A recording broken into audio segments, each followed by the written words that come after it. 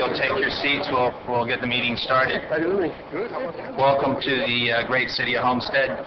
You're here at City Council Chambers, 790 Homestead Boulevard, Wednesday, May 16th. It's now 5:35 in the evening. We will have our invocation tonight will be by George Rankowitz, pastor of St. John's Church. Pledge of Allegiance will be presented by the Police Explorers and our Vice Mayor, John Burgess. Will you please rise?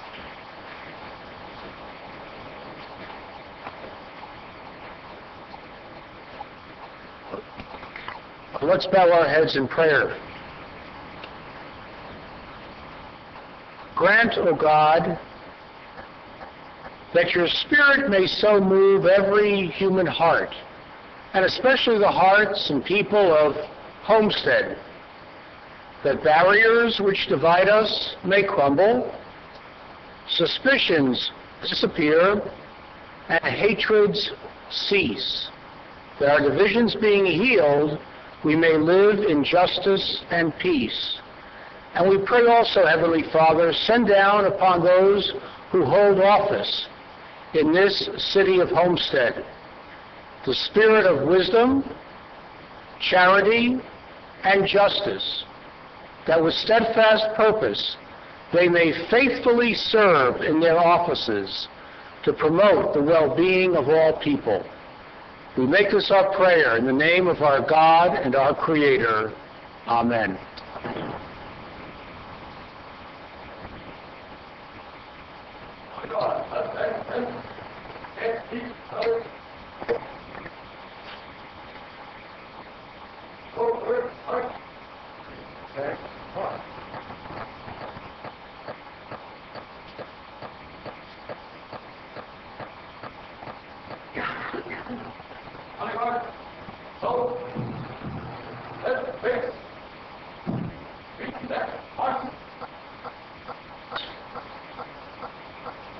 Please join me in honoring this great nation, saying the Pledge of Allegiance. I pledge allegiance to the flag of the United States of America, to the republic for which it stands, one nation, under God, indivisible, with liberty and justice for all. Order, march, order, march. Forward, march.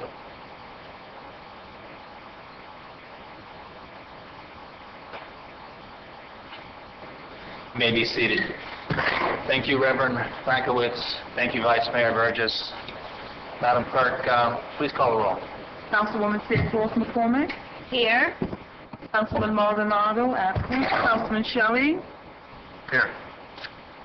Councilwoman Woolman, absent. Councilman Williams, absent. Vice Mayor Burgess. Here. Mayor Bateman. Here. And, of course, thank you, Police Explorers, for the great job that you do. Okay, without further ado, the first item on the agenda is public comment. Public comment, please come forward, state your name and address for the record. And Mr. Mayor, while they're doing that, just Councilman Maldonado wanted me to announce that he is ill and was very sorry that he was unable to attend the meeting. thank you. Richard? Yes, ma'am. Hello, my name is Stacy Morales, Stacy Hollister Morales. I used to work at West Homestead Elementary, remember when you were a student. And my address is 1525 Northwest 10th Street here in Homestead. And I'm coming before the council today as I'm the director of an after-school ministry called KICS, Kids in Christ. It's part of a nonprofit organization called Greater Miami Youth for Christ. And I just wanted to ask you on our behalf of some needs that we have, and just tell you a little bit about who we are. And we are a ministry that started almost 20 years ago in this neighborhood. I was teaching at West Homestead Elementary School for Dade County Schools, and I just really saw the needs of the children in our neighborhood that went really beyond the classroom and the things that I could do as a school teacher.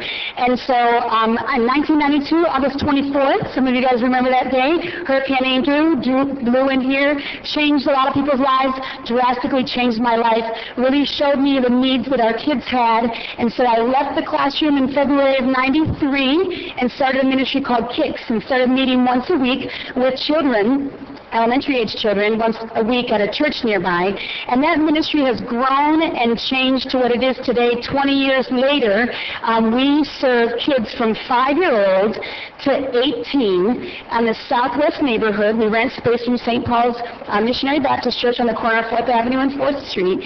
And our goal is to get kids after school when they're just out on the streets with nothing really to do, school's out, and there's not, a whole lot of options for them, is to provide a free place for them to be, a loving place for them to be, a really positive environment for them to be. We have a Children's Trust grant now for our elementary school program, so we meet 5 days a week with 40 elementary kids, and then when the elementary kids are gone, then our teenagers start coming, and believe it or not, we have 20, 30 kids every day that are knocking on our doors, teenagers, to do homework, learn health and fitness, do Bible studies, just to be off the streets in a safe and loving environment. One of the greatest things I think we do is we hire indigenous leaders. And Godwin Altador, this is Godwin. I met him when he was about 8 years old, and he was a student at West Homestead. And he started coming to our program, and along when he was in high school, kind of got off the path and started really to live a life that really got him in a lot of trouble. But God has really brought him back and shown him that he needs to be helping in this neighborhood to come alongside kids that are troubled, that might be in the streets getting in trouble and stuff like that. And so he comes alongside of them and helps them in a really positive way. And he is our PE teacher in our after-school program, and in the evenings he also helps our teens. Well, he has this great big vision for our teens for this summer. And I think about a month ago you guys had a letter in front of you, and thank you, Councilman Williams. You did make a donation. We greatly appreciate that. And he has a vision he loves football, which a lot of our guys do, and he wants to start a football league this summer. They will meet 2 days a week for practices, and we will feed them lunch through a free lunch program that we have for our children in the summer. We will every Saturday, he will have them playing football games. We're hiring some high school kids that are South Bay graduates to help come alongside him and coach them. And they are going to have this league going all summer long to just provide a safe place and a loving place once again that our kids can be. And so Godwin has come before you today, and we have a little folder to give you just to say we're getting there. We've got $1,000 right now. We need $3,000 to run this football league for the summer. And like I said, it's for young men like Godwin and other indigenous leaders that we're raising up. We are a nonprofit. We do raise our money just like missionaries do. And so I really just wanted to come alongside and say how much I support this young man, and would hope that maybe the council, that some of you would also be able to come behind this ministry for the summer and be a part of this with us. And we're just excited for your partnership, and are just hoping that you might make a decision to help us do this. So thank you. We're just going to give you a little folder that has a little bit more information about what we do, and we'll even leave some in the back if there's other people here that want any information or want to partner with us in the things that we're doing at Youth for Christ. Thank you. Thank you. Thank you very much.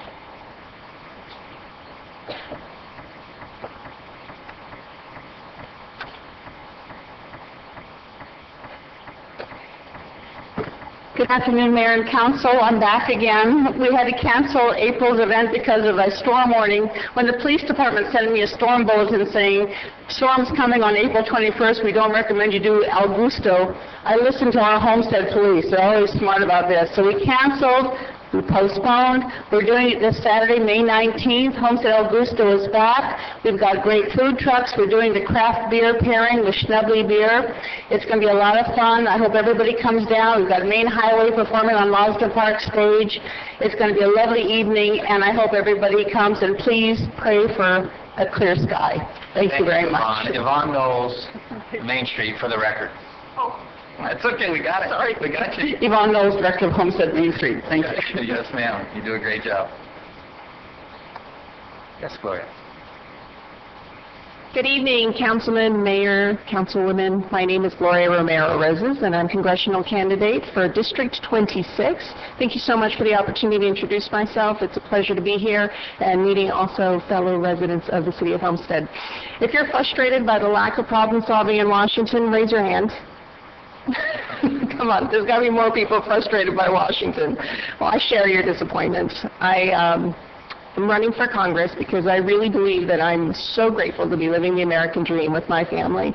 And unfortunately, more and more, I see every day that the same opportunities that I had are not necessarily available to all in our country. And that fundamentally, I'm running so that we can refocus Washington's actions, and more importantly, I think all Americans, including the elderly, our youth, and our families, can regain their ability to achieve their American dream, but first we have to work together.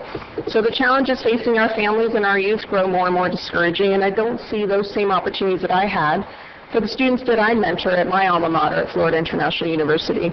Caring for my mom, 72 years old, and working with her friends and her neighbors and seeing how discouraged they're growing day by the deep partisanship around Social Security and Medicare has shown me that we need to do better, and we need to do better now. So what have I done for our community so far? When my daughter entered kindergarten, Miami-Dade County Public Schools was suffering from a huge overcrowding issue in the Northeast and in the South Dade, actually, area. And what did I do? I rolled up my sleeves and I brought parents together, I brought administrators together, I brought neighbors together to focus on what was the issue. And the issue was fundamentally, how do we address overcrowding? And 2 short years, we worked collaboratively, we solved problems, we brought new schools online, we converted elementary schools to K through 8, and we even took an abandoned Kmart and we reconverted it so that it would be swing space until we brought relief schools into the pipeline. That's what Americans do. We work together, we solve problems, and that's unfortunately what's not happening in Washington today. I've advocated, many of us have had friends and neighbors struggling to come out of this recession, facing the crunch of the housing market. I've advocated for affordable housing opportunities, and more importantly, how do we diversify our South Florida market? And seeing firsthand the challenges as a small businesswoman of how small and mid-sized businesses want to do right by their employees. They want to provide health insurance, but in the face of double-digit increases, it's not financially viable. I commit to you that if I am in Washington, I will work collaboratively and I will bring people together to come out of this healthcare reform battle and, more importantly, move forward and how do we solve problems in Washington. So I thank you so much for your time. I look forward to continuing to earn your support of my candidacy and engaging in a dialogue about how do we solve problems together. Thank you. Thank you and good luck. Thank you so much, Mayor. Gloria, just stay to the podium for a second. I've had the opportunity to meet Gloria some time ago, way before I even knew that you were running for this seat. And as soon as I met her, we just connected intellectually. And I'm really inspired by your story. I'm encouraged that you're running for congressional seat 26. Yes. I think once the residents within this municipality and throughout Dade County get the opportunity to meet with you and speak with you about the issues affecting these residents, they will be encouraged by your candidacy as well. So I bid you all the best along the campaign trail. Thank you so much, Councilwoman. Thank you. Thank you. Good luck.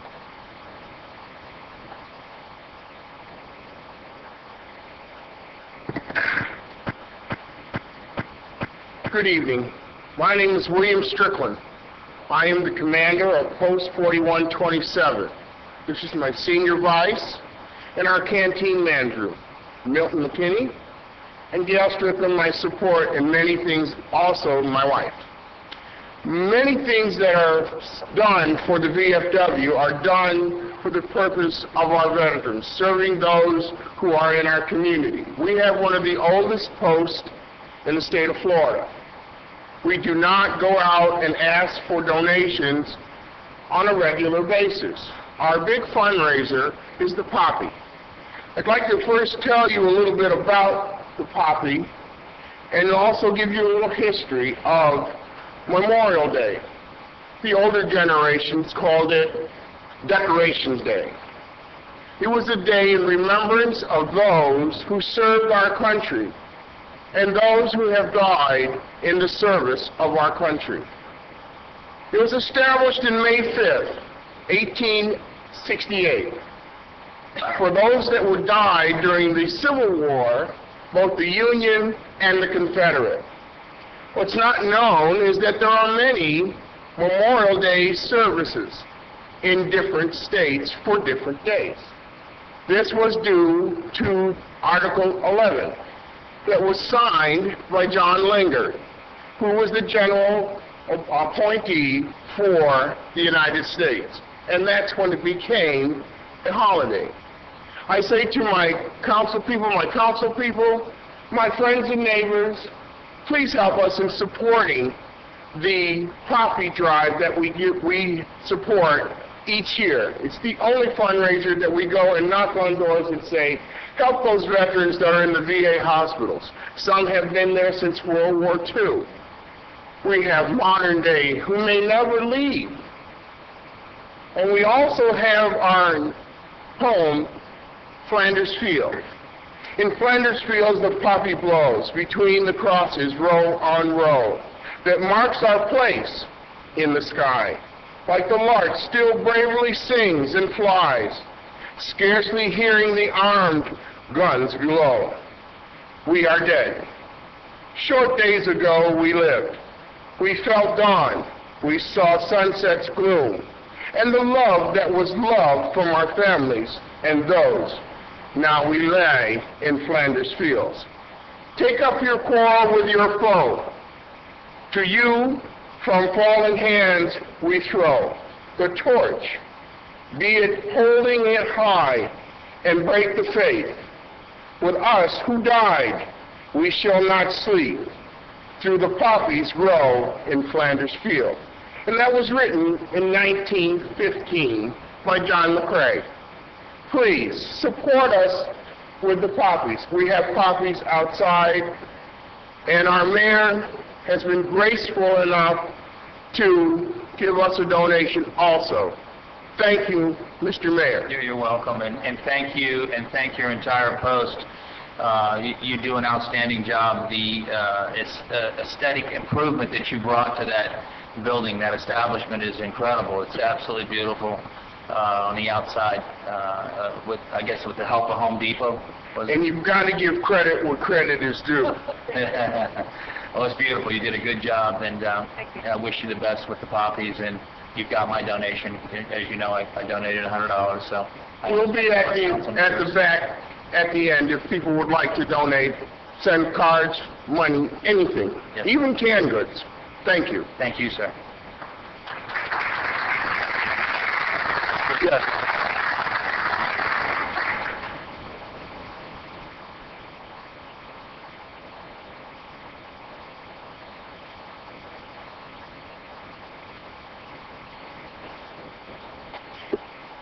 Good evening. Good evening.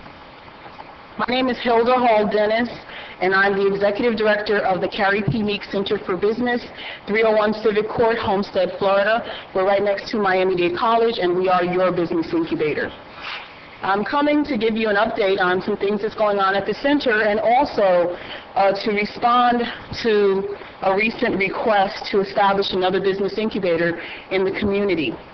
I've just recently been notified that an application from St. Thomas University Center has been submitted in request for support from the city to start an incubator less than 10 minutes from our office. I hope that you'll understand that we object to the creation of this second incubator because we don't see that any of the services that they'll offer will enhance the delivery of service delivery to the community. Everything that's listed in their proposal is a duplicate of the services that the incubator presently provides. And I realize it's been a while since I've been here, so there are a lot of new people who don't know about us and how we got started. So just to briefly, go over it, we were started in partnership with the city of Homestead. We are a partner with the city. Initially, funding came through NASA. Retired Congresswoman Carrie P. Meek had funding allocated through NASA to start the business incubator to the tune of over $900,000. We've been open since August of 2003. Since that time, we've assisted over 4,000 businesses throughout the county, some folks in Broward and Monroe, with business services, one-on-one counseling, seminars that we offer in partnership with other agencies that we provide services. Although the incubator does not provide direct grants or loans to small businesses, we do have partners to do that. Every other week, we have a micro-lender, Partners for Self-Employment, at the center. They offer micro-loans to small businesses that start at $1,500 that is not connected to anyone's credit. We also have another lender that we work with, and they start with individuals who have credit scores that are challenged and as low as 499 credit scores, and we offer small business loans to them.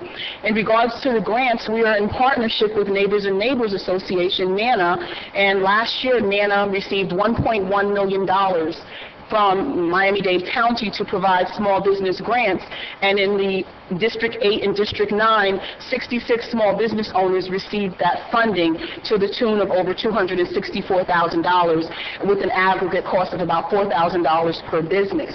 So although we do not, as an incubator, provide direct capital or funding, we do have the resources, and it would be a shame to bring in another entity to compete with what we're already doing. We do not have eligibility criteria for individuals that walk in from the, outside in the community. We assist everyone. I brought this book to show. This year, this represents the number of people that have already come to the incubator for the free services. And I'd like to thank the city and the CRA because of the funding that we received from you, we're able to offer these services. We received funding this year. In total, since the incubator has been open through the county and through NASA, we've received over $2 million in funding to support our operations. As I said, again, we've assisted more than 4,000 people, and I would hope that you would continue to support us. And most recently, I was invited to the White House, and I think it was a great honor to be recognized for some of the things that we do, and I just think we're doing a great job. So instead of supporting another entity outside of us, please provide the same supportive services so that we can grow what we already have here. We have something that is so unique. We have clients that we have a Department of Defense contract for $1 million. I talk about it because they're almost there. They're so close to creating a long-life battery that is going to be used in military applications and in medical devices. You will see this. This battery, if someone has a pacemaker, instead of being reopened a number of years later, this battery may outlive the person. It's over 20 years.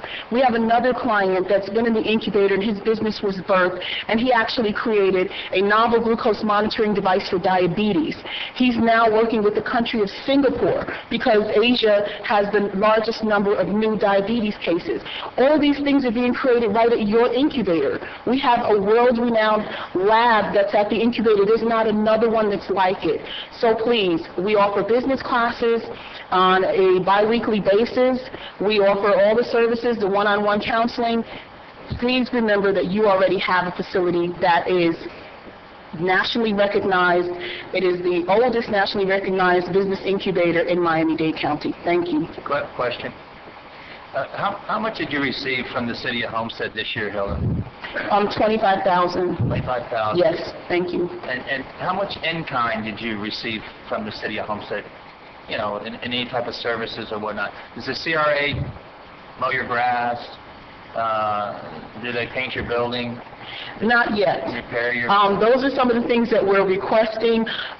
We do, because of the funding, we receive the building as a nonprofit, so we appreciate that. But the other services that we could use is just what was outlined in regards to the other programs. We can partner to help all the new businesses come in and streamline the licensing process. But we've been there for 9 years, and we do need the building to be spruced up because we have a lot of folks coming in, and especially now with our client, with the Department of Defense contract, we have a lot of folks coming in from Washington, and they're looking, and our floors need to be upgraded, and our building needs to be pressure washed. But I said for 9 years, I think we've held up pretty good. So if we can get that little help, that'll help us a lot. All right. Let me ask you, who owns the building? The CRA. CRA owns Yes. the building. And again, it was... CRA director here today? No. I don't see anybody. He's not here today? Okay. Let me ask, Mr. Manager, have you had the opportunity to visit the Carrie Meek Center? Yes. You've been over, been through the program? Yes. I just, I brought this up at the last meeting because I do see duplication. So I certainly don't want to put, a burden on something that we've tried to nurture along for 5 years? No, 9. 9 years? And I think that we need to, if it's our building, we need to reach out and do some of the things that don't look very aesthetically pleasing. And I was over there just the other day, and has it been painted in 9 years? No. If it's a CRA building, we need to take a look at that. And that's really what I wanted to ask the CRA director. Does he have that on some type of timeline to go keep the building up, to do some things to the building? I'm not familiar with the lease and what her obligations are and what CRA's obligations are. Do you look into that and bring that back to us, please? Absolutely. Okay. Thank you. Thank you. Thank you, everyone. Thank you for your support. Hi. How are you? Good. How are you? I'm fine, thank you. How are you marketing the business incubator? Because a lot of what you're mentioning tonight is news to my ears. Wow. This is the first time I've heard of some of the things that you've mentioned, but I feel like we need to put this on prime time. So my first question is, how are you marketing the program? Mm-hmm. And my second question is, I understand your pitch and the advantages of the business incubator, but to me, business development translates into economic development. Yes, it does. And considering the fiscal climate that we're in now, I think the more the merrier. So I don't think that this program with St. Thomas University will be an adverse effect to this community. I think it would be in our best interest. So why is it that you would like for us to object this program when I think it's going to be very beneficial to the Homestead? Okay, because our system, our program is not restricted. Their program is only going to work with 8 to 9 businesses. And the $40,000 that they're asking for in in-kind services and a donation, that can assist us. As I said earlier, this book represents the number of people that have already come in. We've already had seminars where we've assisted more than 68 people have attended our seminars. We have provided services, and the aggregate cost, if you looked at the training, the level of training that we provide, it is university class training. We have our own curriculum. And if we were to charge, it would be about $1,200 for these classes. So we're giving the bigger bang for the buck, and we are experienced. They have never had any experience as a business incubator. They are a business school, but a business incubator, you have to work with the community. Our community is extremely diverse. We have a lot of low and moderate income individuals, and we really have to go to where our clients are, and that's what we pride ourselves in. If we have a client that opens a new store, then we go over to the store because the client can't leave their store, and we work hand in hand with the client. And that's been a lot of our success. So what I'm saying is that instead of splitting the pot, support the agency that already has the track record that's been nationally recognized that we are providing this. We're not having people, a lottery thus that people would have to go out and look, to receive dollars. We're bringing in the partners to provide the dollars. We host programs such as Show Me the Money and thus. In regards to our marketing is an area that we, of course, can use a lot of help with. Because the funding dollars have dwindled down a lot, we're not able to market the way that we should. I would hope, I would love that if the city would allow us to be on your website with our classes. Because we were CRA funded, we were sending the classes and class information over to the CRA, and we also sent, everything that we're doing, we make them aware of it because they're part of our partner also. But it's mostly word of mouth. A lot of people know about us because we've been around for so long, and we do have people, like I said, coming from Broward that'll come to us and bypass other service providers to come down because they know that we give them more than a traditional incubator would give. I have another question for staff. Hasn't this been voted on already? I saw this on a previous agenda with the St. Thomas. There was discussion. The direction of the board was to have us reach out to them to make sure that they didn't have any issues. We want to bring this back to you at the next it's a June meeting. She had expressed some reservations, and so we wanted to bring that to your attention in June. And I think we'd like to provide you with the other side of the story here, which is, there's an entity that's planning to apply for a grant that will raise hopefully $2-3 million, and businesses will be able to make themselves, available that money. And I think what she's saying is she'd rather not have them raise that money and not have them spend it here. So they'll go someplace else. If the council doesn't want it, they'll go someplace else, but it'd be a shame to lose that money. So Mayor, basically, I'm sorry. one second, let me finish. So basically, they were asking for $40,000 in-kind contribution from the city.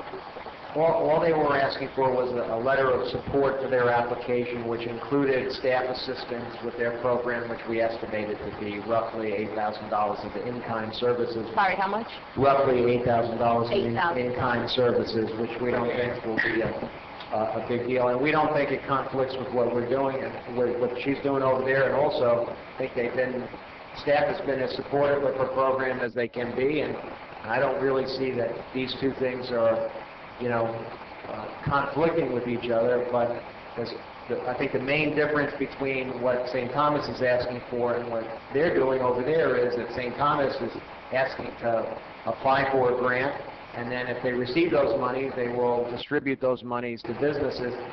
Her program doesn't do that, so that would be the big difference. I'm sorry, may I? Okay. Mr. Manager, I understand what you're saying in regards to the millions of dollars, but our program has provided more than $4 million of economic impact to the community over the time that we've actually been open, and we continue to provide that. Secondly, no, again, St. Thomas is talking about a micro-lending program. That's what I saw in the letter that was sent to me, and I do know that they were going to have grants, but I understood that the grants would be about $4,000 to $5,000 for 8 to 12 businesses. So what I'm saying is that I'm just really not clear where the difference is, because and I think because of the lack of clarity, what we wanted to do is have a dialogue with her and then bring it back to you in June, so that at least the facts would be on the table, because they made representation at the last meeting that these would in fact be loans, because I asked the question. So I think there may be some confusion here. We're happy to at least get the facts on the table, and then the board can decide what they want to do. Yeah. Okay. And I appreciate you coming forward. Thank you. Thank you. And just in closing, again, we do not offer direct loans, but we do have partners that offer those, and they are offered at the center. We have everyone's loan application. When business owners come in, we can sit down with them and tell them, your credit score is this is what you can get. Let's walk you through the process. Thank you, everyone. Yes. Can I ask the manager a question? George, who brought this St. Thomas piece to you? Who brought the St. Thomas group to you? St. Thomas approached, Gemma's not here. Somebody approached us, and we met with St. Thomas, and that's how this thing evolved. But I don't know the specific individual who brought it to our attention. But you say what staff person brought it to you, though? I mean, so Gemma is our economic development person. She's not here tonight? No, because this wasn't going to be on the agenda, and what we had said was we were going to bring it in June. Once we had heard Hilda had concerns, we were going to bring this in June, so we weren't prepared to discuss this item tonight because it wasn't on the agenda. Oh, thank you.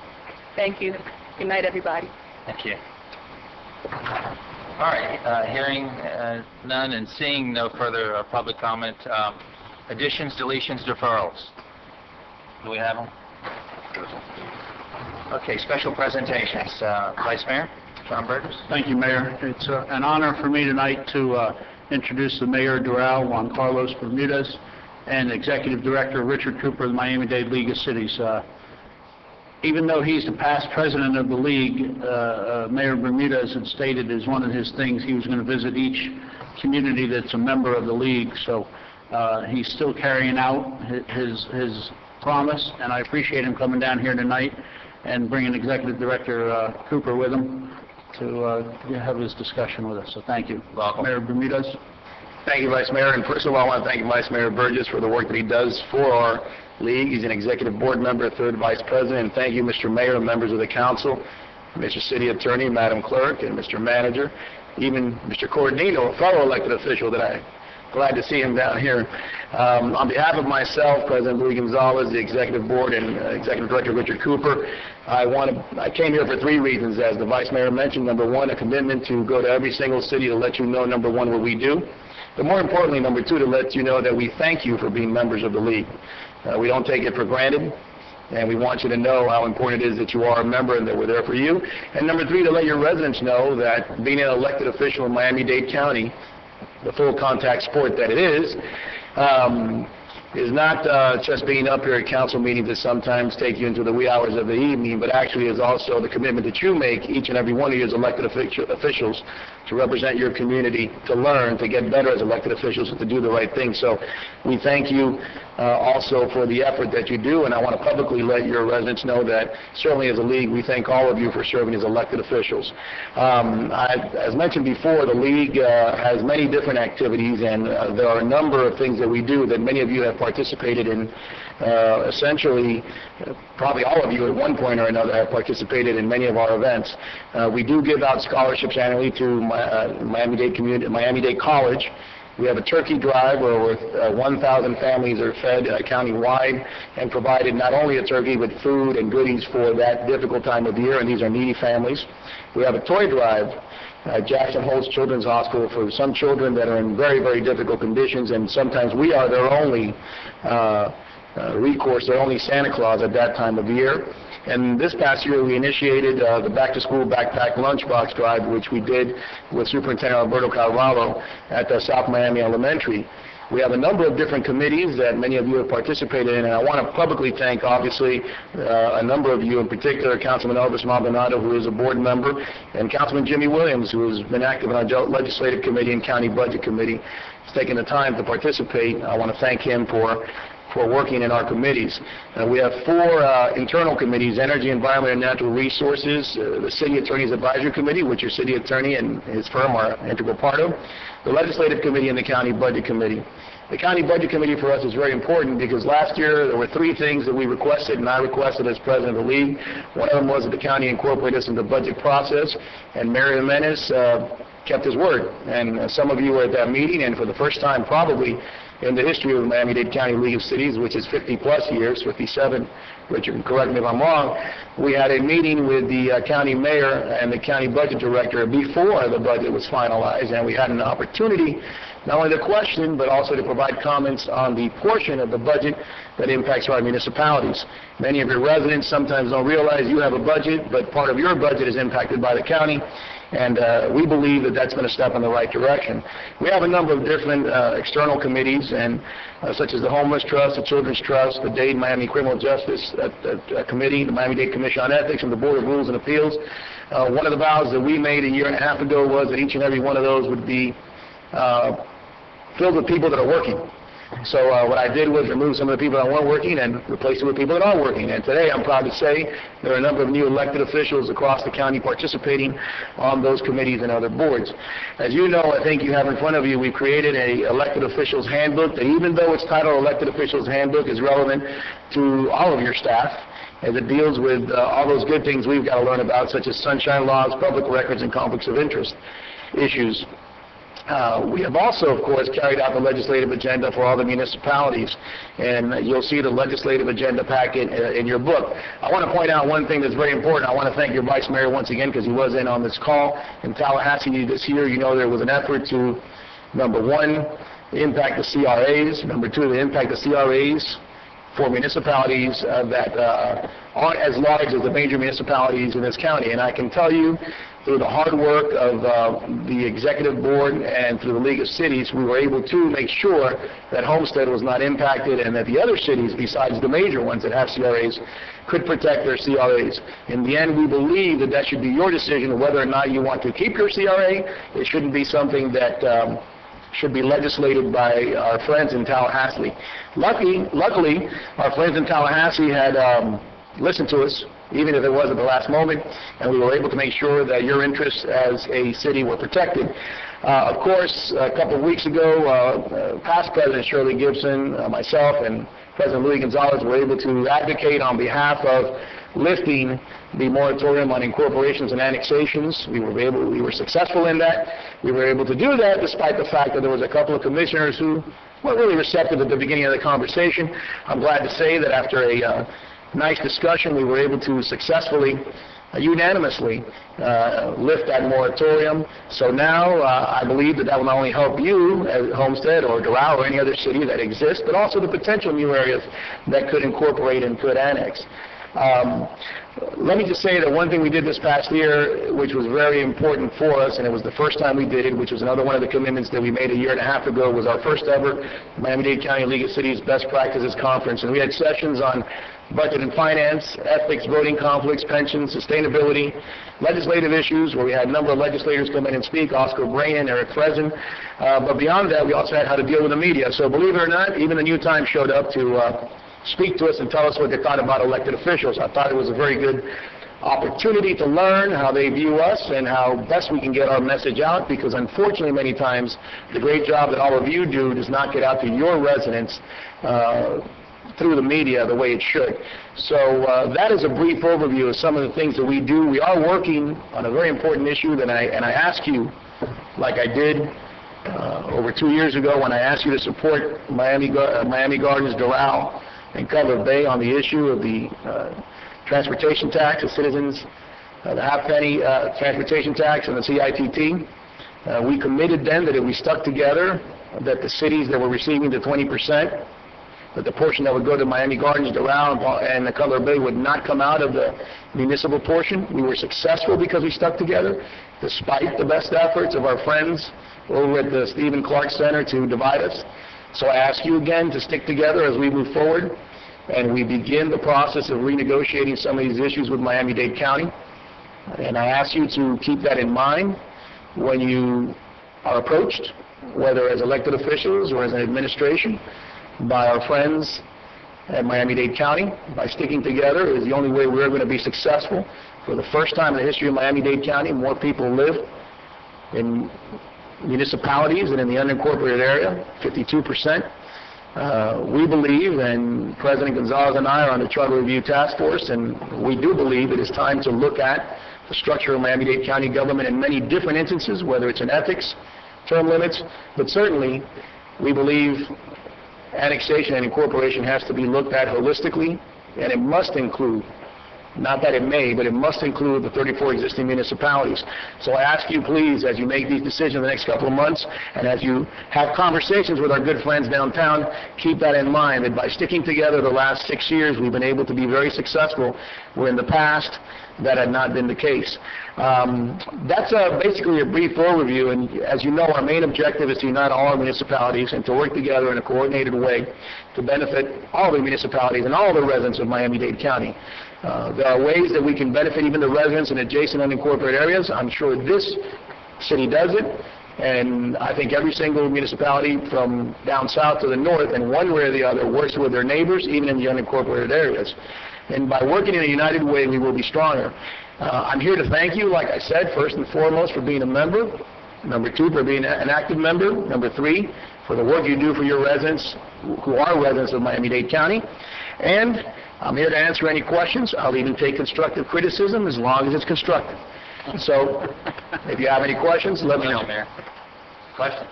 No, I have a comment, though, if I may, Mayor. First, I'd like to thank Mayor Bermudez for his leadership the last year, and he's still out doing it. So the last year and a half, he's been a strong voice for not just for Doral and himself back home, but for every municipality that belongs to the League of Cities. So I want to say thank you to that. And you mentioned it earlier, but I want to thank you and Executive Director Cooper, because when we were fighting our CRA battles up in Tallahassee this spring, within a matter of hours, we were able to have a phone conference and an executive board, and we had some legislation from the league that we could bring forward to oppose what they were trying to do up there for us. So they have fought hard for us, and because of that, I want to say thank you to them very much for all that they do and all that they will do in the future. So with that, I'll say thank you. Thank you, Mr. Burgess. And I applaud our elected officials who serve on your board. 3 out of 7 members are active, and I myself am very active on the Florida League of Mayors. Which we serve on together. So we do, and so there's 4 of us out of 7. That's a pretty heroic effort, I think, for good old the great city of Homestead. And we thank you for what you do, and your leadership has been outstanding. But once again, thank you for your time and for what you do. And any questions, obviously, we're there for you. Richard knows that he's gotten used to people bothering him, because I bother him at the wee hours of the day. So if you have any questions, certainly you can call me or call him or President Gonzalez. Thank you very much. Thank you, sir. And thank you, Richard. Okay, Councilman Wallman. Woman Wallman. Yes.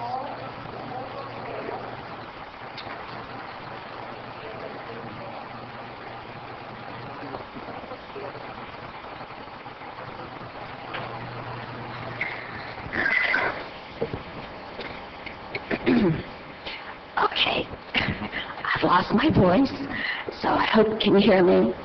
Can you hear me? At this time, I'd like to ask my dear friend Carmen Tallarico to come forward.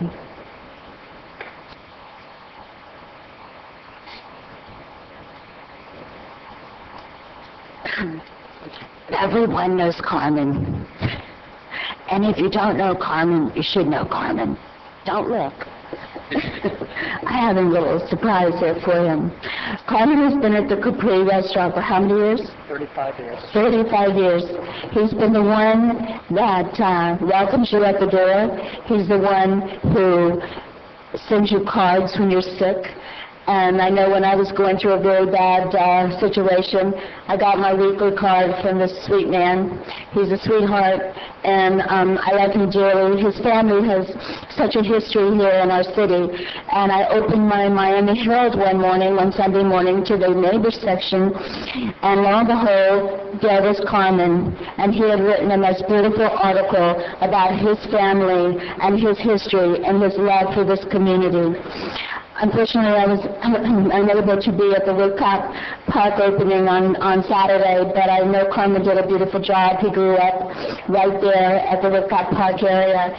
But the article is beautiful. You can see it online, and we had it framed for you, Carmen. And I'd like for you to say a few words about your family. Thank you. Thank you. Thank you, Council, Mayor Bateman, Judy, I appreciate it. Like I said, my family came here almost 50 years ago, and it's a great honor to share this article. We still own the property on 8th Street and 6th Avenue, and I'm very proud to be part of this community, and I thank the Council and Judy for having me here tonight. Thank you. Thank you.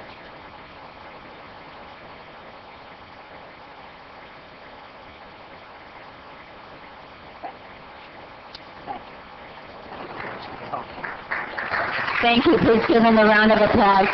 People like this, we're celebrating our 100th year, 2013 in January.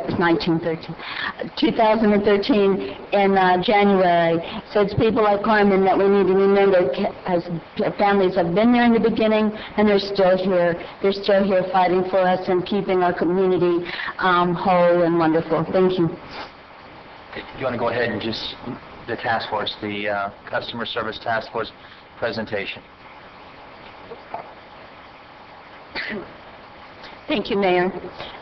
First of all, I want to thank the Mayor, because 2 years ago I asked that I be able to form a task force for customer service, because in the 11 years that I've served on City Council, the major complaint that I ever had was about customer service. You know, it takes too long, I'm on hold too long, this, that, the other. So I, with the Mayor's blessing, I pulled together a group of people, and since I'm no longer serving on the task force, I wanted to thank them. I wanted to thank them for putting up with me. I wanted to thank them for the 4- and 5-hour meetings that we had for 2 years, for 2 solid years, and we made a big difference. I'd like to ask them to come forward. Richard Vega, Jerry Estrada, Julio Brea, Captain Ray, Barbara Quinones, Christy Thompson. I don't think Christy's here tonight. Barbara's not here either, I don't think. And Anna Panaki. Aren't you guys glad I've lost my voice so I don't talk too much? The department did so many, the task force did so many things, and then we literally changed the whole concept of the customer service department. There's just so many things, I just won't go into all of them, but I think the most important thing is we brought the wait time down from, what was it, Richard, 25 minutes on hold before you ever spoke to anyone, to 2 minutes? To 2 minutes. And I have to show you these things I had made for them. There's a light bulb. There's a bill. There's one of your bills that you get every month, and then a plaque of appreciation. So I hope, I know this is something that they don't have already, and I hope you treasure it as I treasured every minute working with all of you. Thank you so much. Julia, would you like to say something? Speech. Well, I guess I was asked to say a couple words. On behalf of the group that got together to try to solve these problems, like Ms. Walden said, it was such a good working environment, and really the ideas that came forward were just, were eye-opening and really resulted in very positive changes that we see every day now, and it really did make a difference. Richard, I'm going to ask Richard to come forward because he and Jerry were the ones I picked on the most, but ultimately, Richard, would you like to say a few words? Good evening, everyone. First of all, thank you very much for the recognition. It's definitely been a team effort. It's not something that we've done alone. It took a lot of hours, and I think it's a continuing process still. It's something that through the mayor and the council and everyone here, we're continuing to improve the operations. I think that we still have a little ways to go, but from when we first took over, I think we've made some huge changes. Also, to the staff back at the office, this all definitely is a credit to them, because I'm sure, like Jerry and the rest of the staff that's here, we can't do it without them. We're only as good as our team, and that goes for everybody, all the directors that have always helped us. Thank you for everything that you all do and support us every day, and this is for all the staff as well. Thank you.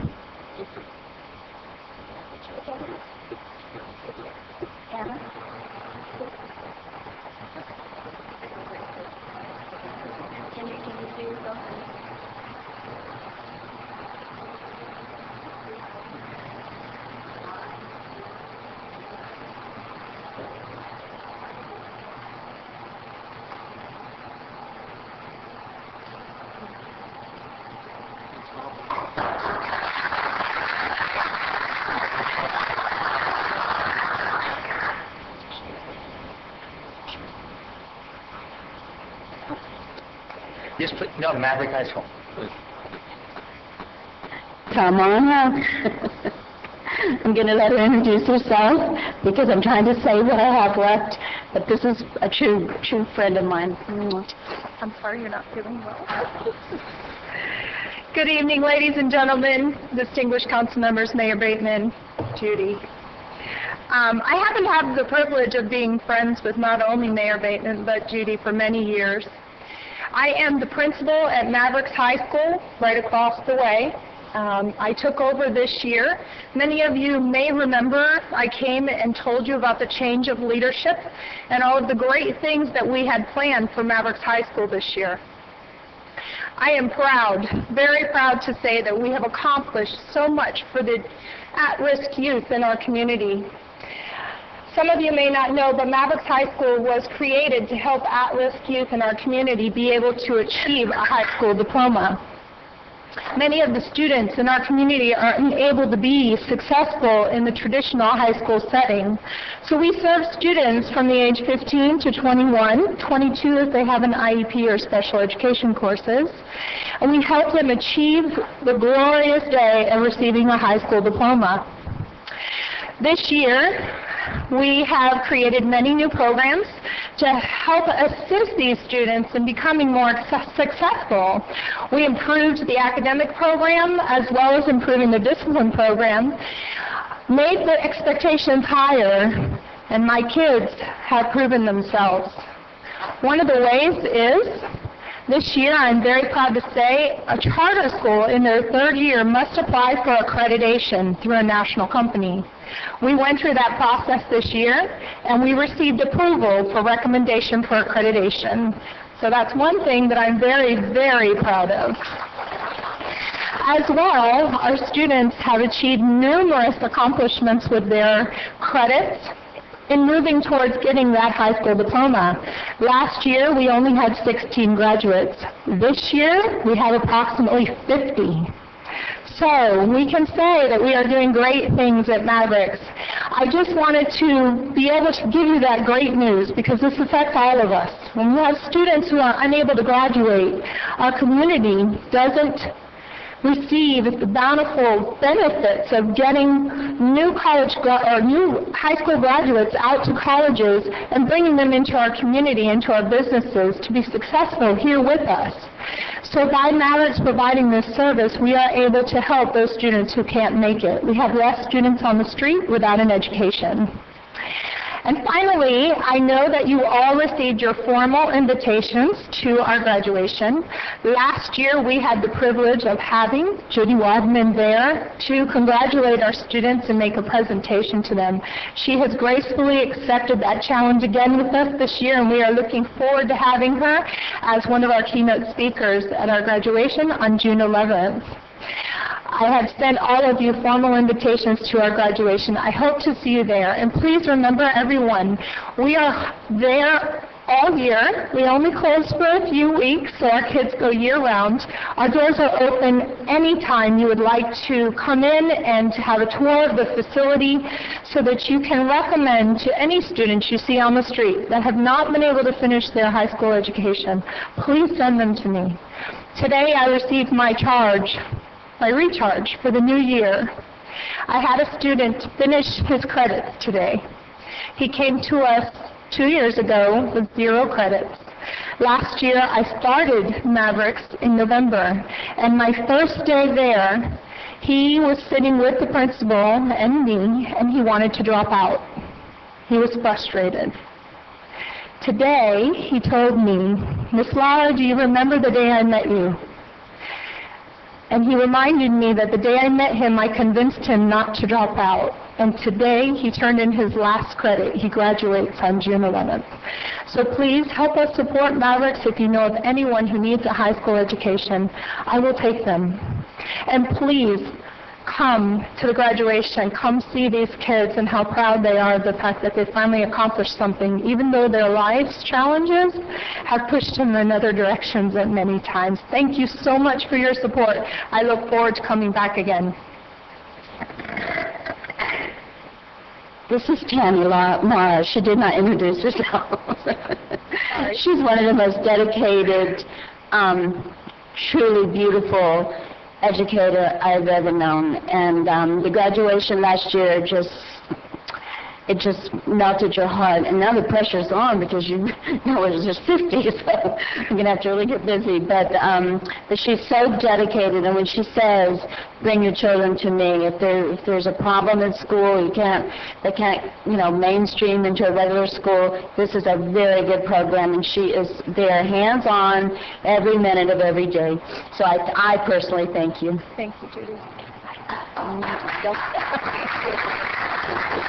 Thank you, Mayor. Thank you, Ms. Wallman. Mr. Shelley. Oh.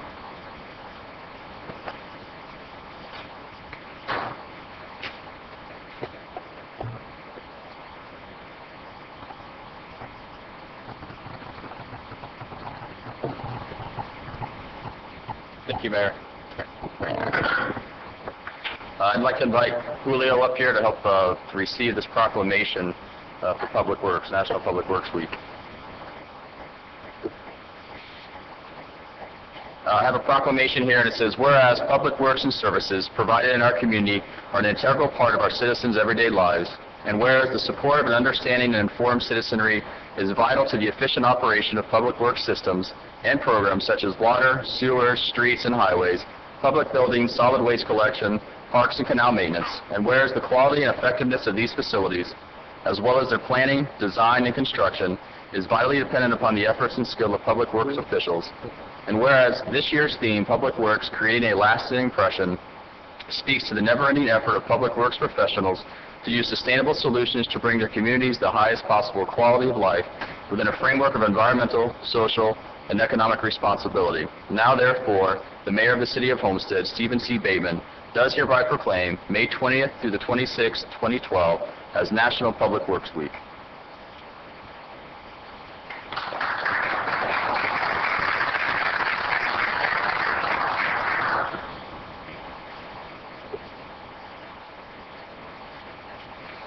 Please. Thank you, Mayor. I also had the pleasure of introducing the Children's Art Gallery Center. The works of art you see on the wall here are part of the Arts in the Chamber program, and for the months of May and June of this year, the Children's Art Gallery will be displaying these works of art. The Children's Art Gallery and Center, Inc. is a not-for-profit organization, 501c3, created by a small group of artists on May 21st, 2009, with the main purpose of promoting the visual and performing arts. It is located in downtown Homestead in a historic building that functions as a gallery and performance venue for the arts and other cultural development. Since 2009, this small art center has completed 40 visual and 19 performing art projects and served over 450 children in the southern areas of Miami-Dade County. The main objective is to engage individuals from different cultural and interest groups in an informal mentorship and a systematic process in which all interchange strengths, knowledge, and develop understanding of the need to continue building an attractive city for residents and visitors. They are our first repeat presenter here in the chambers, and with that I'd like to invite the representative up to talk about the works of art that are on the wall and the program itself.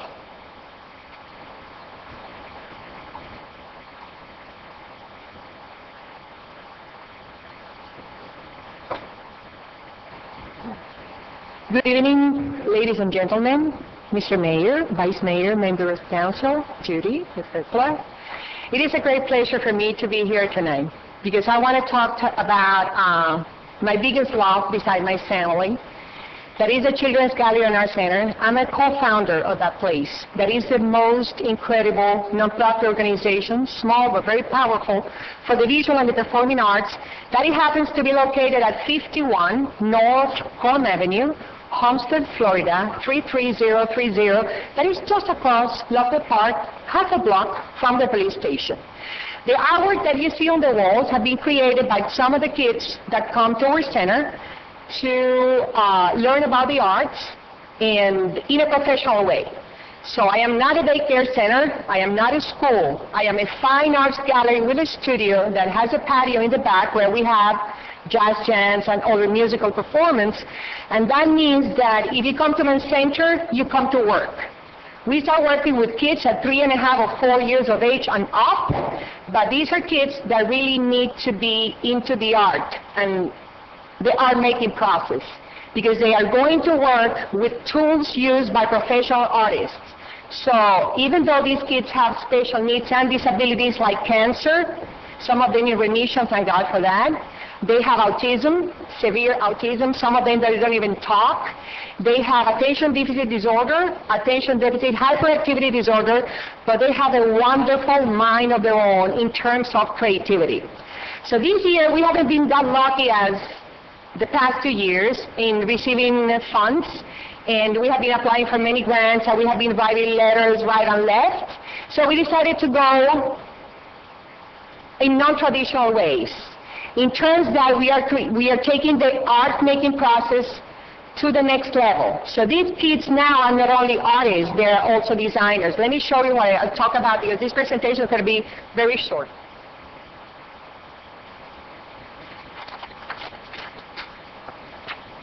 In order for us to secure funds, we have to go non-traditional ways. So right now we are creating this amazing brand that is called Audacious Spirit, and it's about designs taken into fabric. So we're making everything, after all, is made in USA 100%. So we're bringing back some jobs here, not only to town, but to other states as well, because the printer that we're using is here, but the other printer that we're using for larger formats is in Colorado. But everything is in USA, and we are very proud of that. For instance, this is a shower curtain made of 100% polyester. That is the most incredible quality. It doesn't even get mold. And the design is based on a kid's abstract that is just to prove that graffiti is art.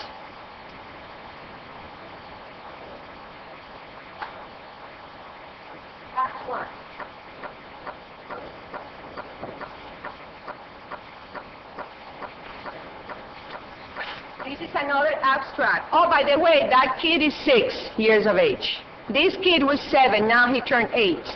That is another shower curtain. That is an extremely intense design.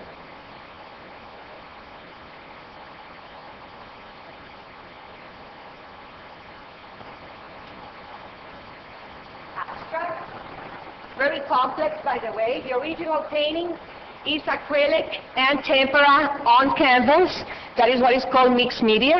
And another thing we're doing also in order to help us to secure some funds, because we're planning to stay, is also activewear. So Audacious Spirit is not only for your household, also for apparel. So activewear like t-shirts, like palazzo pants, like gaucho pants, like shorts.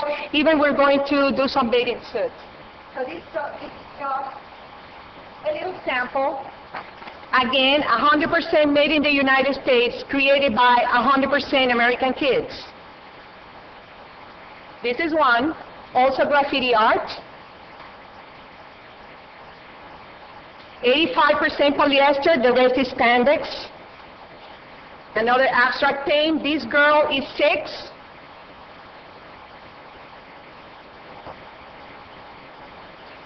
And the last one, this is based on a study that we did of Joan Miró, the Spanish painter. That one on the walls is based on Jackson Pollock, the drippings. The other ones are sculptures made out of wood and other recyclable materials found in the streets of Homestead. So whatever is garbage for some people, for us is tools and materials. So we are extremely proud of what we do. We don't segregate, we unite people. Everybody is accepted.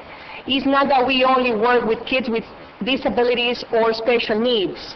We work with everybody. Our environment is all-inclusive, meaning that if you know anybody that have a child or a teenager or also an adult that want to come and take classes with us, or even to show their work, because the Fine Arts Gallery also exhibit the work of professional artists, not only local, but people all over the world. We started local, but now we're receiving more and more resumes of artists.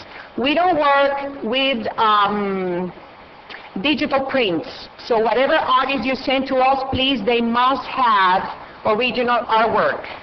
Even though we're a Fine Arts Gallery, we go a little ahead, and we do believe that digital art, for instance, is art, but it has to be an original work created by an artist. It cannot be just a photograph taken from the internet, from the bank, and just manipulated in Photoshop, because I will know.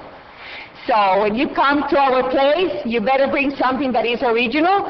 There are photographers in town, there are painters in town, there are other designers in town. So please bring them to us and spread the word, because these items will not be sold in boutiques or in stores. So we'll let you know where we're going to sell them. So far, we have a few items at the gallery, and again, it's just across Lochner Park, and you are invited also to our next presentation of the students' work.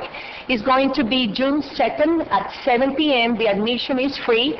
We have a cocktail reception for the little kids and for the teenagers, all the students that participate in this exhibit, the same way we treat professional artists. Because it doesn't matter the age you have. What matters is the artistic value of your work and the legacy.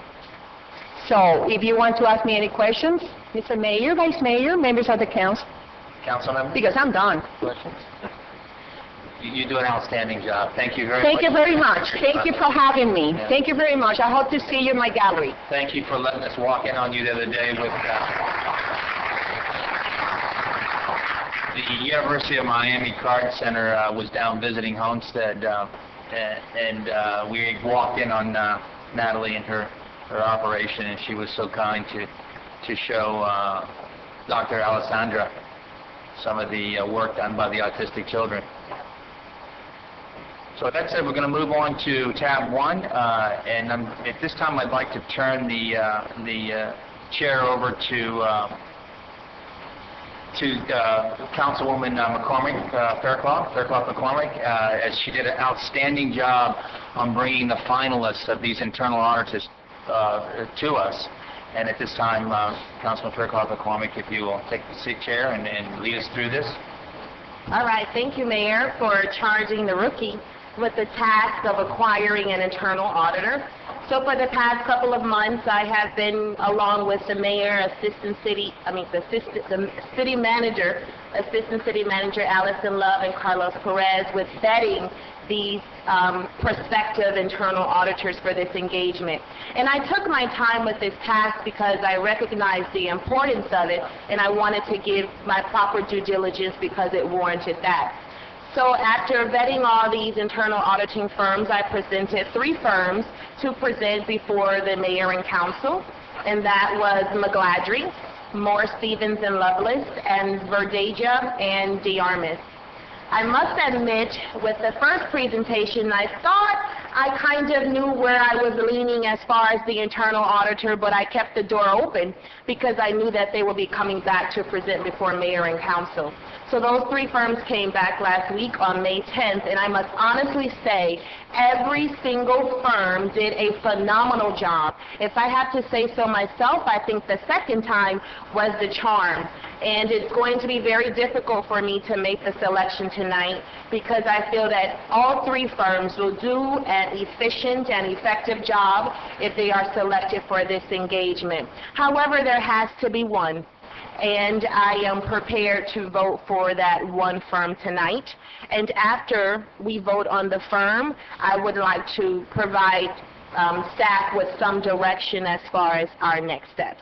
So with that, if we can move forward with voting on those firms.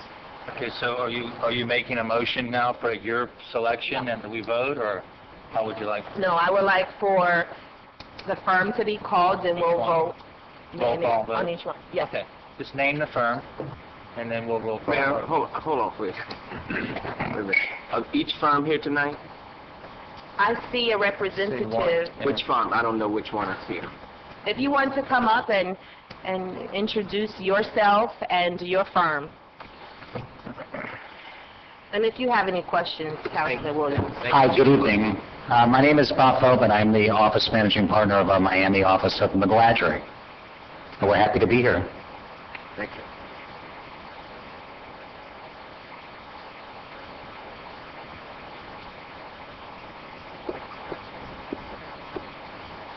Good evening, Mike Gossman with Moore, Stevens, Lovelace, and good to see everyone again. And I don't believe I see a representative from Verdeja and DeArmas. Did you have any questions, Councilman Williams? Each council person had the opportunity, if they were not present at that presentation, they received the material. Therefore, I feel comfortable that everyone will be voting on those firms tonight. Madam Chair? Yes. Go ahead. A couple of different ways that you could do this. One way you could do is someone can make a motion for a particular firm, and then you could just vote on it, and if it passes, you're done. The other way you could do it is to have each council person rank the 3 firms, and then we could tabulate it and see which is the highest ranked firm. So there's also probably 100 other ways, but those are 2 ways you might want to proceed. Just a quick question to the firms that are here. Would they have an office here at City Hall? They will be outside. Follow-up question, and you may not know, but Richard, you may know, the last internal auditor that we had, did they have a space here at the city, or was it on the outside? One of the council members might recommend, but I think that we had an interim, we had a firm here. At one point, we had an in-house person. Right. 2 times we had in-house people. But then after that, there was a firm that was appointed on, I think, a temporary basis that may have done 1 or 2 projects. So I think we've had it both ways. Okay. But they had no space here? The firm did not. Okay. Go ahead. Councilman Williams, for this engagement, it's a full-time internal auditing position, so therefore they will be spending an excessive amount of time at the city. So I would recommend that they have some space, if it is available, so that they can work comfortably as opposed to dropping in and being here and there. But we can discuss that later after we select a firm. Follow-up question then. The amount that we will be paying, would it still be is saying that we advertised on the internet as a position. Now that we're going to an internal auditor as a firm, I know once upon a time it was advertised on the city's website for that position and the salary amount, but now we're going to a firm. How does that change? The idea was to get a selection on a firm and then meet with that firm and try to work out a budget and bring back a budget and a preliminary plan for you as soon as possible. So we did not perhaps beforehand talk with them about monies? Yes. We did. So what did it come back? How much for each firm did they?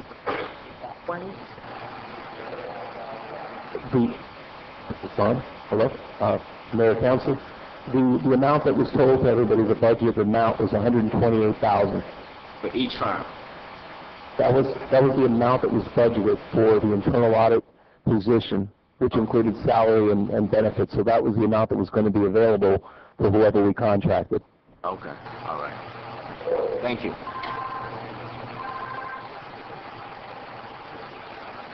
Go ahead. You had a question? Yeah, I do have a Okay, question. go ahead. Which one do I address? Mr. Chair. Mr. Chair. No, I would just like to, I guess, make a comment on the process, because we had the presentations at a special call meeting last week, and each firm got to present their qualifications. They handed out materials. We had a chance to review them. And I do want to thank Councilwoman Fairclough McCormick for doing a fantastic job of vetting the many different firms that came through the door and picking 3 very qualified candidates to present before us. I was impressed by all 3 of their presentations, all 3 of their qualifications. It was difficult for me to kind of look through them all and narrow it down to one particular choice.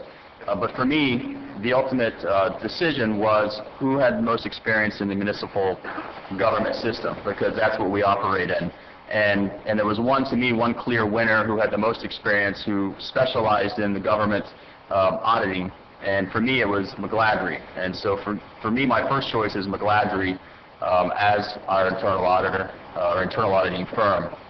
And then just for clarification, based on some of the other comments that were made, after we choose an auditor, whoever that ends up being, are we then going to discuss, I guess, going forward, a procedure or a process as far as giving direction to that auditor? And okay, so I'll reserve any additional comments.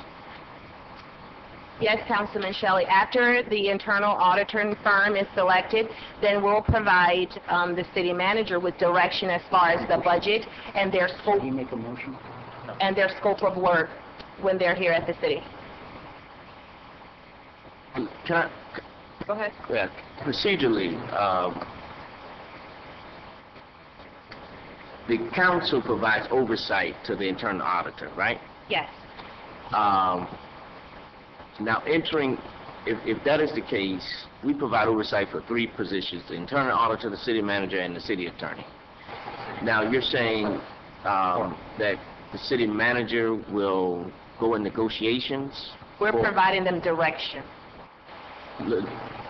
as far as the budget.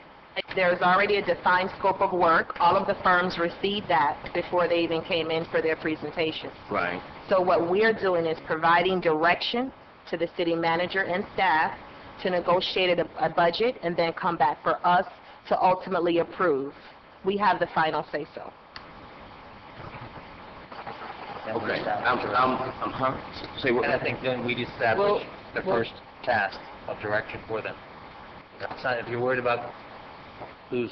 No. What are your reservations? No, I don't have any reservations. I'm talking about procedurally turning over the negotiations to the city manager. They wouldn't really ordinarily go to him because they're autonomous. They report to us as council. They're just negotiating a budget, and then after that... I understand what you're saying. I'm just talking about procedurally. I'm not in agreement with that, because if we hire and fire an internal auditor, then I think we ought to have that area to be able to negotiate and not send it through the city manager. But I'll go with whatever the will of the council is. That's what you all are saying. I'm just talking about procedurally, how would that work, since we are the hiring and firing body. Then I wouldn't want to put that into the city manager's hands where they have no kind of control over the internal auditor process. So that's what my reservation is about. Okay, but I'll go with Okay, whatever you so go. we're going to move forward with the selection, and then we'll discuss our next steps. Councilman Shelley had mentioned that the clear-cut choice for him was McGladrey, and if I can go ahead and discuss my results as well. As I mentioned, each firm, they did a phenomenal job, but when I mentioned during the presentations, I am laser-like focused on selecting that firm who has the most experience with internal auditing for municipalities. And although all of you have an impressive resume and a bank of individuals that you work with, my choice would be McGladrey, because over 85% of their scope of work is with municipalities. They have an extensive network of support that they can utilize on this project. So at this time, I feel comfortable with moving forward with McGladrey respectively. Anyone else? Madam Chair. First, let me thank you for all your hard work with the staff on bringing three excellent selections up forward for us. For me, it was clearly two firms that stood out of the three, and it's a tough decision. I think they both would do great things for the city and help us become a more efficient and more productive city. But for myself, like my two predecessors have spoken tonight, McGladrey was the strongest one for me. I would like to make sure that the gentleman tells Mr. O'Keefe that I think that they did a great job down here, and that I wish them all the luck as they move forward. But for me, McGladrey just stood out just a notch above you guys with what they can offer for us and the complexities that the city has and what I think we need to move forward with. So I will also be supporting McGladrey. Thank you. Go ahead, Councilman Wallman. Thank you. I agree with my colleagues. Your firm did very well and you're very efficient. I've done research on your firm, but the McGladrey firm just stuck out for me. And Councilwoman, if it's appropriate, I'd like to go ahead and make a motion that we... I'll second that. Can we do that, Mayor? Can you make it? Okay. I'd like to go ahead and make a motion that we accept McGladrey as our internal auditor. I'll second that motion. Okay, last and final comment. I concur. It was a great presentation by all three, but without a doubt, McGladrey stood out strong with just the networking that they had through all the municipalities. It was overwhelming. So, with that, I think that we've got a unanimous consensus here, and we'll do a roll call vote or motion. And Yes, there was a motion and a second on the floor. Councilwoman Wallman, Yes. Vice Mayor Burgess, Yes. Councilwoman Fairclough McCormick, Yes. Councilman Shelley, Yes. Councilman Williams, Yes. Mayor Bateman. Yes. The motion carries. Madam Clerk. Thank you, gentlemen. The next item on the agenda is the consent agenda. And Richard, as I said at the last meeting, I had concerns with tab 7. And with that, I would like to pull tab 7 for some clarification. So would you like to pull it and discuss it first, or would you like to vote on it? Why don't you vote on the rest of the consent agenda, and then we can go back to it. Okay, well, is there any other tab that any other council members interested in discussing? You said tab 7? Yeah, tab 7 is... Move it with tab 7 removed for a vote. Move it. Yeah, thank you. So at this time, what we'll do is just go back and take a look at the rest of them, and we have a motion to move it on. Entertain a motion for the consent agenda, all but tab 7 at this point. Yeah, I'm Okay. second. Second. Thank you. All in favor? Aye. Nays? Item carries. Okay, Richard. Mr. Mayor, you had requested us to just review the bid documents in the contract with respect to this item. I have reviewed them, and we do have termination rights, liquidated damage rights in terms of if the contractor falls behind. In terms of the practical aspects of it and where the project is, I would ask the manager or one of his staff to address it. But to answer your question specifically, I do feel comfortable that if we get into problems with this contractor, we have adequate remedies within our contract to terminate them or to charge them damages.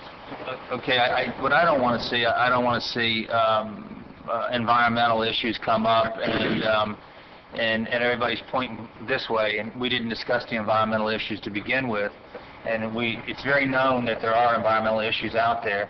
It's very well known, and I don't want it to have any hindrance on the new school and opening the new school. So what I want to make very clear is that if the road is held up, which I believe I'm hearing the Corps of Engineers there's going to be some problems, is it fair to say that all of us here tonight, is it fair to say that the school will continue on and they'll use one way in and one way out, as they were originally intended on doing with the traffic study they provided us? Didn't really hinge on the 4-laning of Maori Drive. So that's what I'm very concerned about, and I believe that you're going to see a real snafu before it's over. There's going to be some problems. So Richard, would you say it's fair to say that we're going to use one way in, one way out? Because the school is here tonight, and I don't want them to have to suffer. Yeah, I would defer to the manager on what the roads, how the roads will be used. Question. Let me ask Corndino, Mr. Corndino. The traffic study, correct me if I'm wrong, it didn't hinge on the expansion of that road, did it? No, sir. Okay, so if it doesn't open, their status quo, they go on the way it was? Correct. Okay, thank you. Can we just Mayor, if I may, can we verify that one of those lanes will still be navigable while the construction is going on? Well, right now, the way the roadway is built right now at this time, it is drivable. Right, so but as they can... seems to be so. Regarding the Corps of Engineers issue, we just got notice last week that the Corps has, they basically claimed jurisdiction of wetlands in the area. The South Florida Water Management District also has claimed jurisdiction of wetlands, but those who already moved forward with the district on permitting that. However, now we're dealing with the Corps of Engineer on a separate set of issues that we need to find, a solution for. And it's really just, the permit itself is not a complicated one, but it's time-consuming because the Corps takes their time to do the review. I mean, they're saying a minimum of 3 months that they could take to do the review process. We just got this notice, so we're dealing with them as fast as we can. And in reference to the roadway, the way it's built now, the 4-lane portion of it, the design is set up to work both ways. It can work as an in and out using the roadway the way it is now while the second portion is being built. And the county actually asked for those provisions in case something happened that would delay for some reason the opening of the extension of the roadway. So the way the road is laid out can work both ways. Can work in the interim as an in-out until this permit issue is resolved, or if we do resolve it in a timely manner, then it might not even become an issue, but it can work both ways. Because the permit, the actual contract says mobilization time, 2 weeks pending permit. And so that's one of the reasons I really bring that up. And what do you think, if the problem is solved in the next 30 to 60 days, what is a normal completion time for a project of this size? Well, this project is going to be on a very fast-track schedule. I mean, and the way we designed we broke down the schedule of the project is in 2 phases. Basically, the idea was to do the 2 lanes first, so we would have traffic in both directions on the new portion, while the second part was being built, because it's impossible to build 4 lanes in a matter of 2.5 months. But we could do half of the roadway, that way having both lanes going one in each direction, while the second portion was being built. We actually got approval from the district to do it that way. That way it wouldn't delay us in terms of permits. So we've been working back and forth in terms of permit issues to try to minimize any type of impact that, these agencies might put on the project, if we have no control.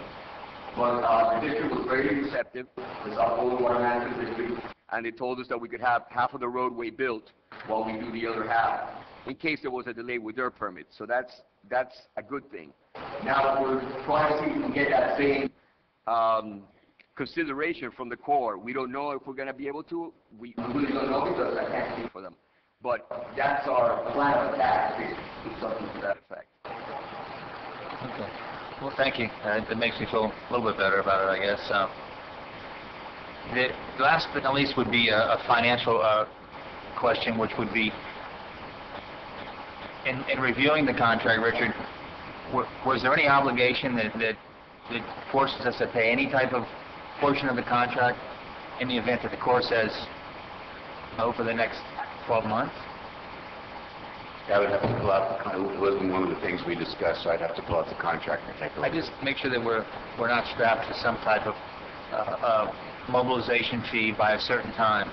A lot of companies do that. A lot of companies will get, just like in the park, when we started the park over there. I think we renegotiated the fee before you came, George, but they wanted $1 million in mobilization, and we said, whoa, wait a minute. Are you saying that the city would? The question is whether the city would be on the hook to pay like a delay cost for demobilization in the event that the construction was held up because of the permitting? Anything of that sort. I'll check it for you. Okay. All right, thank you. All right, so with that caveat, we'll put item 7 back on and Mayor? Motion, yes. Yeah, I got a quick question on the company that was chosen, Mr. City Manager. Where's this company out of, FHP? Where are they from?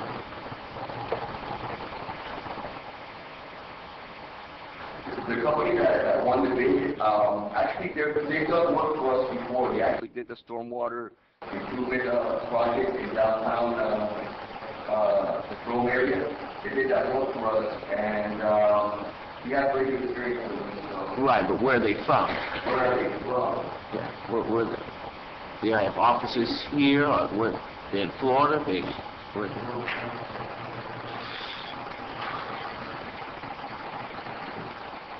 The offices that they work out of are in the Miami area. Where they're? The building has a business. Right, okay. Where's their principal office?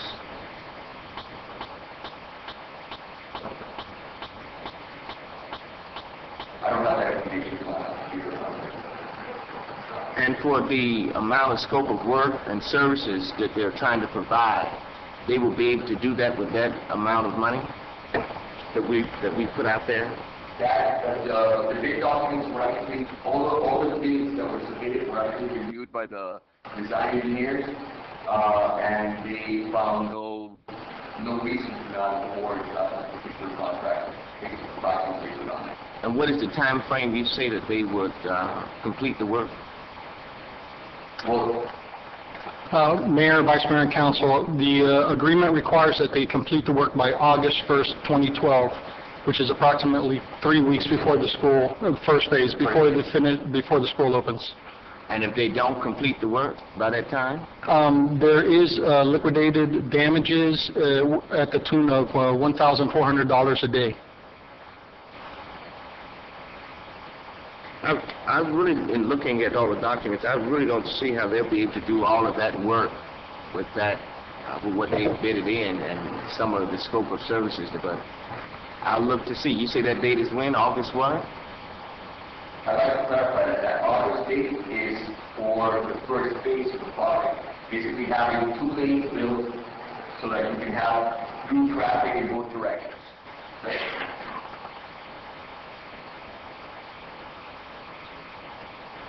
Okay, I wasn't here for the committee of the whole, but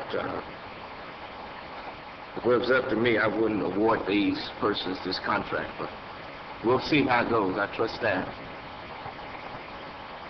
Okay, so a motion to move it back on? Motion. Second? Okay, Madam Clerk, all in favor? Aye. Nay? Nay. Okay. public hearing ordinances. Public hearing ordinance, quasi-judicial public hearing. You want to? Yes, Mayor, please be advised the following items on the agenda are quasi-judicial in nature. If you wish to comment upon any of these items, please indicate the item number you would like to address when the announcement regarding the quasi-judicial item is made. An opportunity for persons to speak on each item will be made available after the applicant and staff have made their presentations on each item. Swearing in all testimony, including public testimony and evidence, will be made under oath or affirmation. Additionally, each person who gives testimony may be subject to cross-examination. If you do not wish to either be cross-examined or sworn, your testimony will be given its due weight. The general public will not be permitted to cross-examine witnesses, but the public may request the council to ask questions of staff or witnesses on their behalf. The full agenda packet on each item is hereby entered into the record. Persons representing organizations must present evidence of their authority to speak for the organization, and further details of the quasi-judicial procedures may be obtained from the clerk. In accordance with Code Section 2-591, any lobbyist must register before addressing the council on any of the following items. And at this time, council members must disclose any ex parte communications concerning any items on the agenda. Okay. Yes. Tab 9 for myself, Mr. Attorney.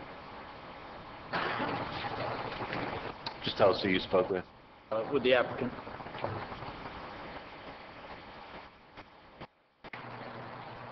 Hearing none other, at this time the clerk will swear any persons who wish to testify on the following items. Please stand and raise your right hand and repeat after me. I state your name, hereby swear or affirm that the information I present shall be the truth and nothing but the truth, so help me God. Thank you. You may be seated. Okay.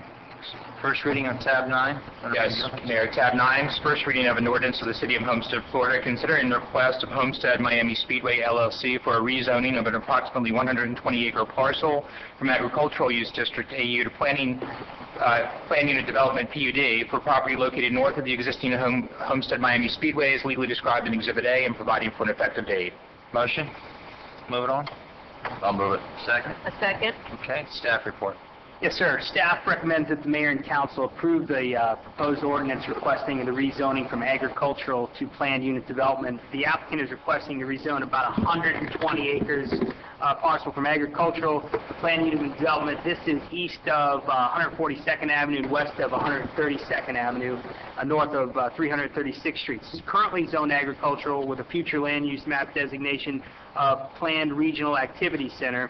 The proposed rezoning is a necessary step in the process related to the proposed future Homestead Miami Speedway expansion.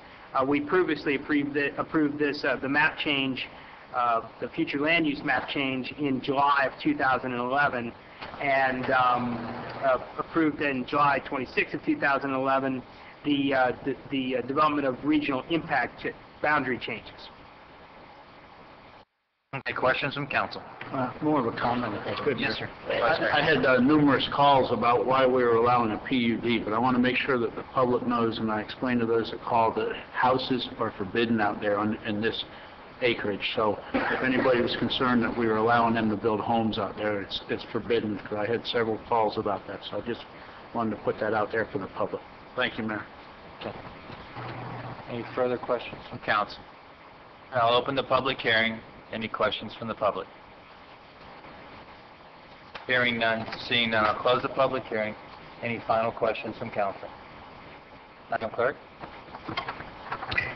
Councilwoman Wallman? Yes. Councilwoman Fairclough McCormick? Yes. Councilman Shelley? Yes. Councilman Williams? Yes. Vice Mayor Burgess? Yes. Mayor Bateman? Yes. The motion carries. Okay, thank you, Madam Clerk. Tab 10. Yes, Mayor. Tab 10 is the first reading of an ordinance of the City of Homestead, Florida, amending the development under the Villages of Homestead Development Region Impact, finding that the said amendment does not constitute a substantial deviation, providing for severability and providing for an effective date. This is first reading. Mayor, yes. I need to state I have a voting conflict with this issue coming before us. I will be recusing myself from taking part in this dialogue and voting. Okay. Did you...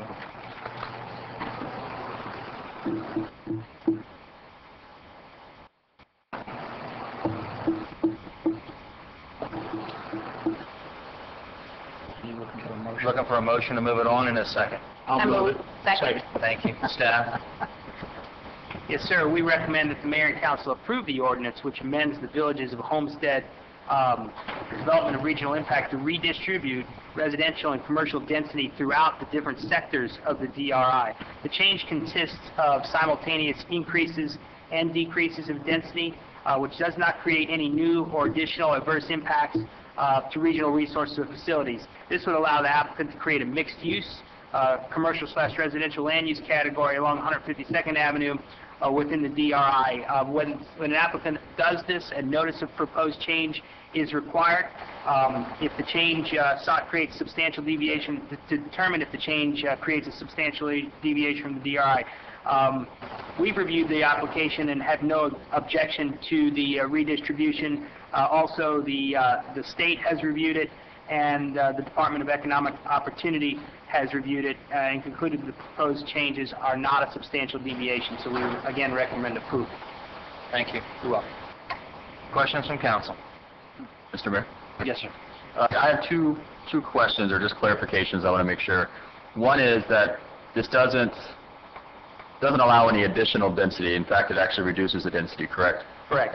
So there is no additional units being created. And then my other question is that within the potential mixed-use area, the density, whether it's low density, medium density, or high density, will have to come before us in some form of rezoning before that area is established? If somebody does a site plan for a development, it'll come before you. But this is not proposing any structures out there now. So yeah, site planning. Well, I guess what I'm trying to make clear of is that it's creating this mixed use in an area that's commercial now. It's going to allow residential, which is going to allow for some flexibility and some creative developments, which I don't have a problem with. However, the only thing I want to make sure of is that we as a council get to set the policy on the amount of density in that mixed use. Is it going to be 8 units per acre, 3 units per acre, 10 units per acre? I want to make sure that that is still going to come before us at a later date and time, or whether that is some sort of a vested right already occurring. Might step in. Right now, you're approving the master plan. Correct. This ordinance, attached to the ordinance, is a land use schedule, as well as an exhibit, which is the new master plan for the PUD. With all of those master plan PUDs, it just basically lays out generally what's going to be in that particular sector. When the applicant comes in to develop it, it'll come in with the site plan, and at that juncture, the site plan would be taken through the process, and you all would review it at that juncture. But if you have concerns with regards to that density, or what that density is going to look like, then now's the time to address it. Okay. Would you? Oh, hold on 1 minute, please. Please, are you done? Yeah, no, that's my. I just want clarification because I have no problem with a mixed-use concept. I think that's actually a good thing. I think it's going to allow for some creative development there. But I just want to make sure that we, as policymakers, can control the amount of density there. Because even though there's no additional units being created within the entire plan, I just want to make sure I'm aware of what what is the density that's going to be going in that particular area where this mixed use is now. And it wasn't clear for me from the reading what that was at this time. And so that's why I want to make sure I understand what I'm voting on. At this time, we're still doing council questions, so Councilwoman Waldman has a question, and then we'll be to the applicant in just a second. Thank you, Vice Mayor. This is something that's been bounced around for many, many years, I do believe, and I think that it's a good thing. I have a vision as to what I think it's going to be, and I support it completely. I know that the developer will be very in tune with us when they're putting forth the plans and the units themselves. I'm very excited about it. So I just wanted to put that on the record, Vice Mayor. Thank you. Thank you. Now, if the applicant would like to speak, go ahead. My name is Wayne Rosen. I'm a principal in M&H Homestead. I think I can answer the question. The density that's attributed to the residential density that's attributed to the commercial property, we voluntarily put a cap of 10 units per acre. That'd be the maximum we're allowed to put on the mixed use. So if you take a look at the density attributed to the commercial divided by the acreage, you'll see that it's 10 units per acre. And I'm sure that the DRI requires us, more than sure, I know the DRI requires us to come back in front of the council and submit any site plan for your approval. Go ahead, Mr. Chair. Sure. And then just for clarification, this is first reading. We're going to see this one more time. Yes. So I can meet with you guys and clarify this issue Yes. before the second reading. Correct. Okay. Thank you. Any other questions? Anybody from the public? I will now close this. Any final questions from council? Madam Clerk, take a vote, please. Councilwoman Fairclough McCormick? Yes. Councilman Shelley? Yes. Councilwoman Woolman? Yes. Vice Mayor Burgess? Yes. The motion carries. Thank you. Thank you, council. Next item, please. Yes, moving on to tab 11. Tab 11 is a final order of the City of Homestead, Florida, granting a certificate of use to allow the operation of a restaurant with on-premise sale and consumption of beer and wine located at 1226 North Chrome Avenue, as legally described in Exhibit A, and providing for an effective date. Do I have a motion? Second. Thank you. We have a motion and a second. Staff report, please. Yes, sir. We recommend that the mayor and council approve the final order for certificate of use for the El Gran Sabor restaurant to serve beer and wine for on-premises sale and consumption only, as it meets the criteria set forth within the city code. This criteria is governed by Chapter 3 of our city code, and these regulations include restrictions on the sale of alcohol by restaurants pursuant to certificate of use criteria, location restrictions, and limits on hours of operation. We've determined that the proposed use will be compatible with the adjoining properties, surrounding neighborhoods, and is consistent with all the provisions in the city code. So again, we recommend approval. Thank you. Any questions from the council? Hearing no questions, I'll open the public hearing. Any questions from the public? The applicant like to say anything? I'll close the hearing. Any final questions from the council? Roll call, please. Councilman Shelley? Yes. Councilwoman Fairclough McCormick? Yes. Councilwoman Woolman? Yes. Vice Mayor Burgess? Yes. The motion carries. Thank you. Next item, please. Yes, the next item for consideration is tab 12. This is a resolution of the City of Homestead, Florida, granting final plat approval for a charter school on approximately 10 acres of land located north of northwest corner of 320th Street and southwest 137th Avenue, as legally described in Exhibit A, and providing for an effective date. Thank you. I'll entertain a motion. Move.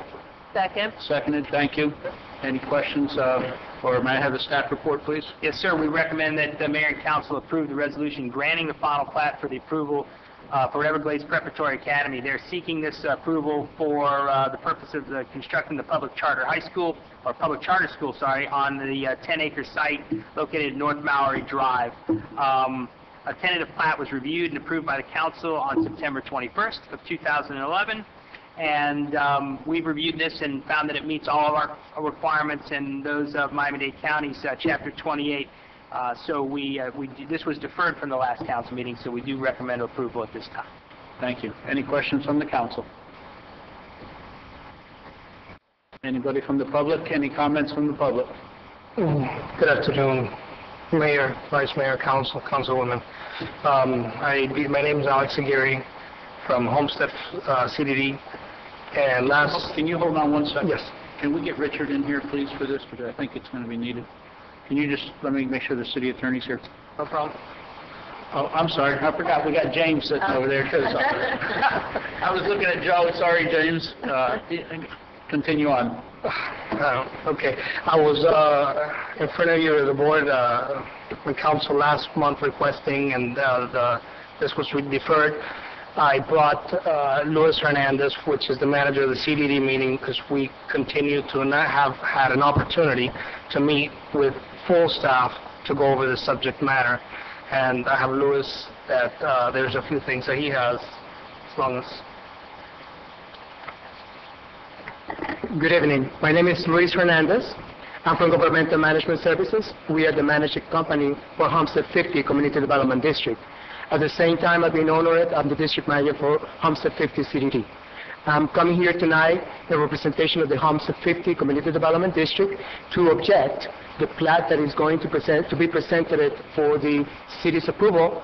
And the reason of that objection is that the Community Development District has an agreement with the city of Homestead that the road, the Mighty Road that the CDD has improved, will be reimbursed for the adjacent plats and lots that get to be receiving the benefit of that improvement.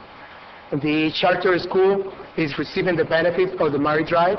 The portion that is going to be extended to the east does not show the fact that the portion to the west has already been improved, and that improvement that has been paid by Homestead 50 Community Development District. As Mr. Aguirre was indicating, since last month we have been trying proactively to meet with the staff with no success, and that's the reason that we're asking to extend and give us the option to present the points and the reasons why Homestead 50 is entitled to receive the reimbursement for the benefit that Homestead 50 has paid. Thank you. Question to the staff. Has that road been completed up to the standards that are required by the DOT?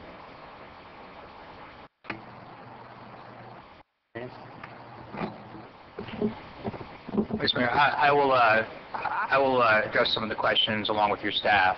We've been talking about this very issue today with your staff in preparation for this public hearing. It's staff's position that the road, although it's open to the public, is not completed. It has not gone through the standard completion process that is normally required pursuant to your public utility department for a final CO and sign-off in a bill of sale or some other instrument that would transfer ownership to the city so that the city could take it on to its capital improvement books and then maintain it. Provides you with a little bit of background on this, which is important for you to know in your consideration. In 2007, the city entered into an interlocal agreement with the Homestead 50 CDD, which is a special district that has governing powers similar to a municipality. At that juncture, the agreement specified that there would be certain improvements along Maury Drive that would be conducted and built by the CDD. Those improvements were defined in two classifications. One was the actual road improvements on Maury Drive. The other were certain sewer and water line extensions. The agreement was entered into, and the CDD was supposed to expeditiously construct those improvements. Fast forward 5 years, no notice has been given to the city. Nothing has been submitted to the city with regards to final as-builts, final construction drawings. There's no notice to the city with regards to what the final costs were. The city has not had an opportunity to examine any of that, nor to do any inspections to sign off. So fast forward to this approval process, and now the CDD is claiming reimbursement for the improvements. You have two code provisions that primarily set forth reimbursements available to an initial installer, if you will, by subsequent developers that come online. This has been done standard in the city for sewer and water lines for a long time. And the test is when the applicant comes in and connects to the lines. At that point, they're assessed their proportionate share of the cost. In 2007, you all approved a similar code amendment under your roadways, which allowed for a parallel reimbursement structure similar to sewer and water.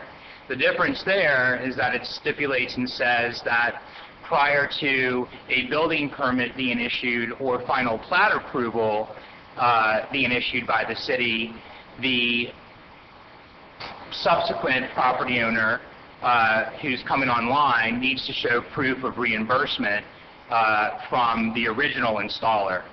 Well, here we are in a particular instance where you can't get to that provision of the code. That provision of the code is contemplated on a completed project, for the city to be able to ascertain what a proportionate fair share would be, what the schedule would be, what those improvements were to be signed off on, what the costs were. None of that's been done in this particular instance.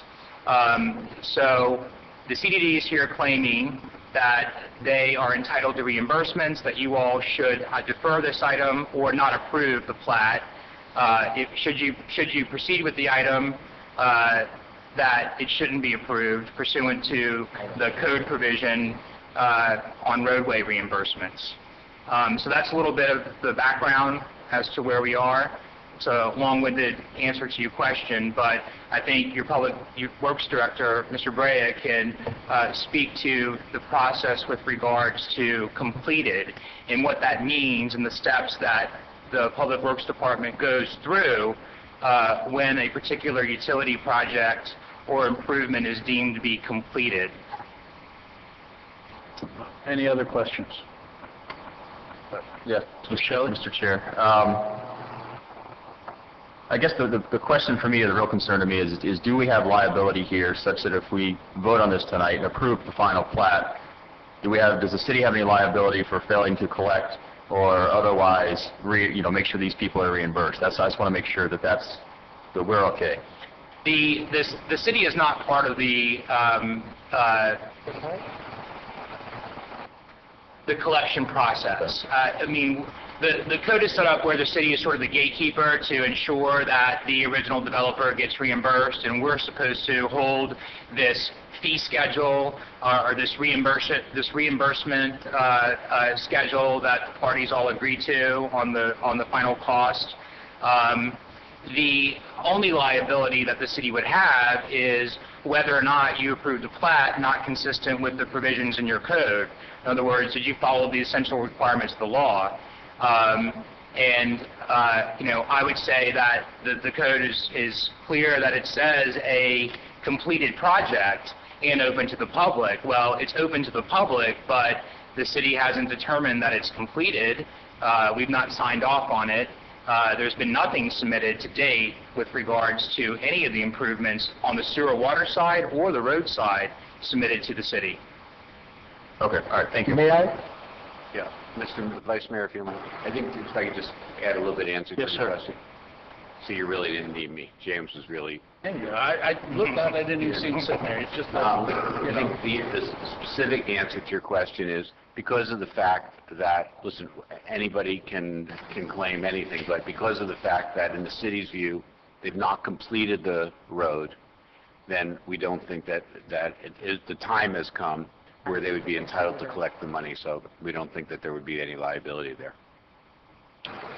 The only statement that I want to make is that the road, the only part that is missing is the last layer of asphalt.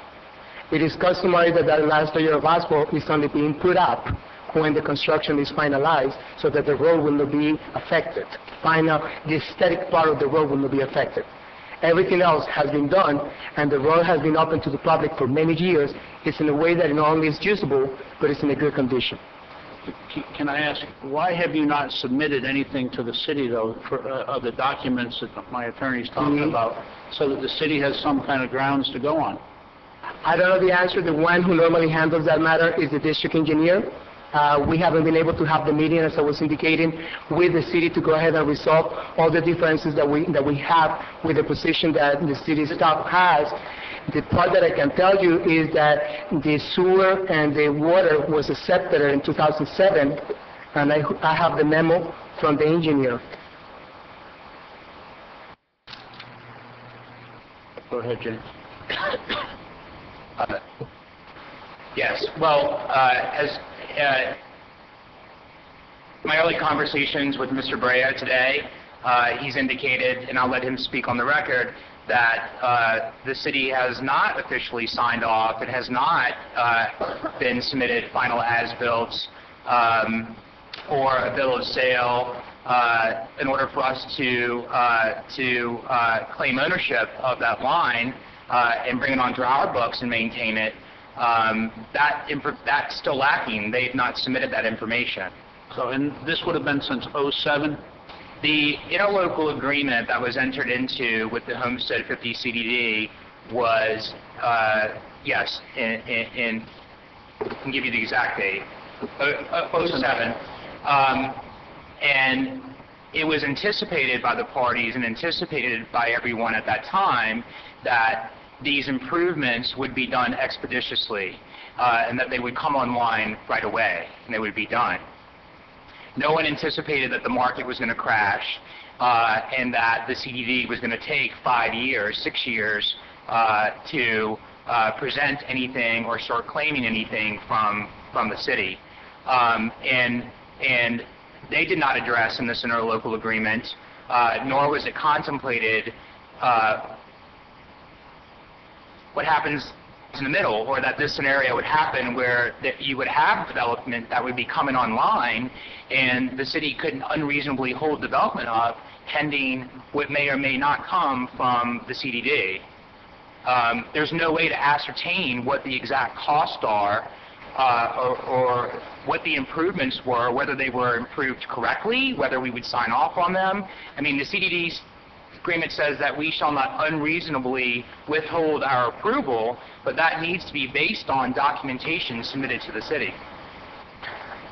Mr. Vice Mayor, I would like to go on the record stating that the fact that a letter was received on April 25th that says obviously that the road has not been completed or open to the public, which it has been open to the public. And nevertheless, after Mr. Brea mentioned that this road might be the only access to the school in the near future because of the issues that you currently have with the Corps, to get it approved so you could build the other roads to get students, teachers, and staff into a school. So this road went into place 5 years ago, and claiming that it's unfinished because of the last lift. They did acknowledge the fact that we did not put, and it's knowledgeable that we couldn't put the last lift waiting for the community to be finished. If we drive by there, which I just did this afternoon, the school is opening trenches to connect either water, sewer, whatever the case is, on this current road, so thank God the second lift wasn't in place. So by saying this road is not completed, I don't understand now. This is the only means of access that this school could actually even get to opening in August, because technically the other road is not functional. Their traffic study was based on the road that we put in place. Any questions? Mr. Manager, I would ask you, they said that they haven't been able to have a full staff meeting. Could you make sure that if they call that you're available and whomever you need to be in there with you? Absolutely. Thank you. There's a gentleman. Any more questions for these gentlemen? There's a gentleman behind you who would like to make some. Good evening, Robert Cambeau, Managing Member, Alliance Homestead LLC. We're the developers of Everglades Preparatory Academy. I did want to let the board know that we're racing to finish the construction on the job. This date, our date to approve this plot, if we do not achieve moving the plot forward tonight, it will be very hard to get a certificate of occupancy for the school, because part of a certificate of occupancy is the issuance of a final plot. I still got numerous committees and hearings and departments to go through at the county level, so delaying this approval another 30 days could have an adverse impact on almost 900 students that are signed up and have given up their seats at other schools to go to the school. So I do not believe this should be heard. They're still going to have a chance to get their case made to get reimbursed. That's going to be disputed, I assume, down the road. but I don't understand, or I don't think it is right to delay a school for a whole year over this matter, which is what will happen if this plat is not moved forward tonight. Thank you. Yes, Mr. Attorney. Mr. Vice Mayor, I'm not sure what the Homestead 50's intention is. I spoke to their attorney this morning, who indicated that they were going to be requesting a deferral, and he also indicated that if the council decided to move forward with the project, that they would have to entertain perhaps challenging the approval of the council if it was not favorable to them. In other words, if you all approved the final plat, that they would probably be seeking to appeal the decision. That being said, I need to go on record, and I just wanted to advise you all that whenever someone challenges a quasi-judicial matter that's before you right now, there are three component parts that they can challenge on. One is due process, one is the essential requirements of the law, and the other is whether or not there was competent substantial evidence to support your decision. So I'm not aware of any due process issue. The applicant's here. Notice was properly given. The evidence in the record, your staff report, the code provisions pertaining to the requirements of the plat, all of that is in the record for you all to consider. We feel that it's competent, substantial evidence for you to base a decision on. The third component part would be whether or not you followed the essential requirements of the law, whether or not you're following your code. The only code issue that's being brought into question by the CDD at this juncture is Section 25135, which I previously mentioned is the section related to the reimbursement for roadway improvements. And that says that they're entitled to a reimbursement for a completed roadway.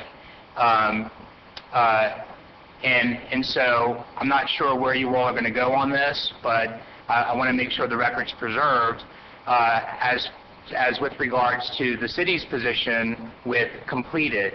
And to do that, I would like for Mr. Brea to tell you the process in which the city looks at and determines whether or not a specific capital facility is completed. So if I could have Mr. Brea explain to you on the record what his determination or what the city's determination from a staff perspective would be with regards to a completed project. Thank you. Go ahead, Mr. Brea.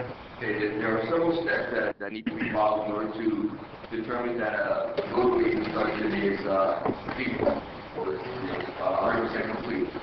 I'll just be brief. These are 6 steps. The first one is notice from the contractor that the roadway was substantial completion inspection.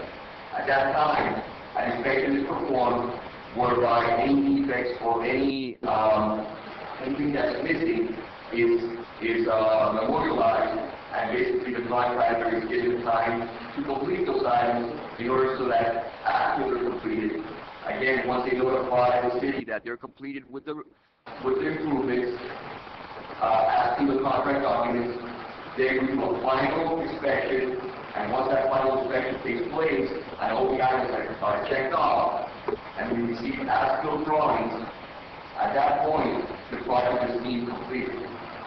There is an additional step that it's not an engineering step, but it's the transfer of ownership, basically, of the project. So that can't happen until all these steps are basically followed and completed.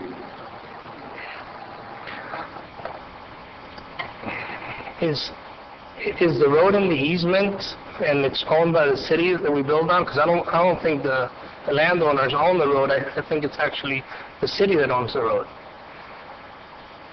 And I mean, I'm not an attorney, but I don't know if it needed to be conveyed or not. So, you know, I just reference back to the fact that the road is good enough to transfer and take kids to school, teachers, and so on, but it's not good to be accepted by the city in order to approve a final plat or give a building permit. So that's the only thing I got. Have you ever made an attempt to transfer it to the city?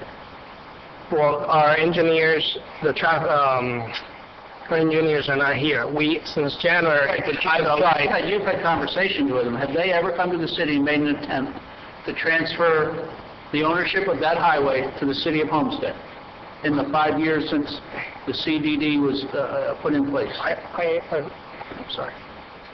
No, the conversation has been mainly at the point that there has been trying to be an extension of the existing agreement that the city and the CDD had, which gives them 10 years for the benefit to be paid back to the CDD, and the conversation has been in the matters of trying to extend that for a period of 20 years.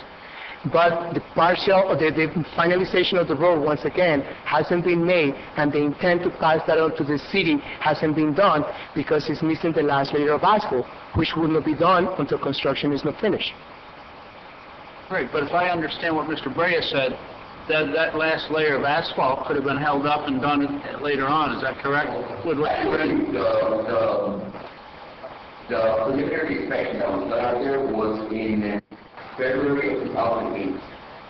And since then, basically, we've been waiting for the final lift to take place in our road. So for 4 years. Thank you.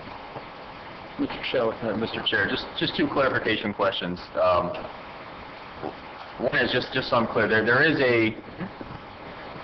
an easement there, correct? There is, we own, or the public owns the use of that road. They can't shut that road down, correct? It's public right away. Okay. And number two is, if they do appeal our decision tonight, does that delay the school's ability to go forward? Will that freeze this whole process and potentially prevent the school from being able to open in time? Okay. I've asked, and I believe the school can open with a TCO the same way that they were issued a permit with a temporary plat. It's not our intent to hold up the school. Our intent is to try to meet with staff, to come to some senses. Since January, I've been attempting to schedule some kind of meeting. Last month, we did ask for a referral, and it was granted. And yesterday, we were fortunate to meet with Mr. Brea, but unfortunately... Can I ask you, when did you show up with staff? I'm hearing you keep saying we're trying to meet with staff, but when did you just start calling this week? Because I manager on a daily basis, and I ask them what's going on, and I've not heard one inkling of that you guys were, trying to get with him and that this was a problem. So I'm not sure how aggressive you guys have been or how diligent you've been in trying to meet with the staff. My first meeting, when this issue, because obviously we saw the school going up, we didn't know that this was in the process. I did meet with the manager. I think it was January 9th or the 10th. I did go to Development Services and ask, and I mentioned this to them. From that point on, they were looking into it. And I have spoke to some staff on a one-to-one, and I have requested, look, I'm not an attorney, I'm not the engineer. I think in a group we need to meet. All the staff, CDD, engineer, attorneys. This is not, a $50,000 problem. It's several million, a couple $1 million. And when we submitted, I think it was $1.9 million or something like that. It does not include the last lift, because that was the actual cost. So I have, through visits, attempted to try to get this master meeting of the minds. The manager has given his word that he will be available for you and whoever you need to bring from your side to meet with him. Also, if I may, the letter went out in late April explaining that, what this issue was, and I have not received a phone call from them, so. Thank you. I believe our attorney did contact you and email you on just Monday of this week. I received a letter, I think, on April 30th or May 1st, which was... Monday meeting 2 days ago? Yeah, a couple of days ago. But the attorney was trying to set up a meeting with Mr. Abreu since early last week with staff. Excuse me? Thank you. Yes. You said Friday of last Hold week. on. Okay. Hold on. Mr. Attorney? Yes, Vice Mayor. Because we're in the middle of a quasi-judicial proceeding, I don't want to get too far off track from the plat approval at hand. Right. The letter, the notice letter that they are referring, that was mentioned, sent from the city to the Homestead CDD, was a letter notifying the Homestead CDD that they were not in compliance with the terms of the interlocal agreement and was placing the CDD on notice that they were non-compliant. Under the terms of the agreement, the CDD has 30 days to cure that defect. But it was primarily meant as a tool to have the CDD come in and sit down with the city so that the utilities department would know what's even going on. They're just, we have no idea. Your staff has no idea. I mean, there was a 2008 preliminary inspection and some discussions then, but there are change orders that happen. There are things that happen on the roadways. There are several things that transpire in utility projects, and so you're not there yet. It's just not right at this juncture. Yeah, last comment. Yes, you might say, we did receive the city of Homestead 50 CDD. They received a letter from the city of Homestead. It was dated April the 25th, and Mr. Aguirre said it was basically received by the CDD sometime at the beginning of this month. The CDD replied back on May the 14th in a letter that was sent to Mr. Joseph Corradino, who was the one signing the letter received by the city. And at the same time today, I sent a new letter to Mr.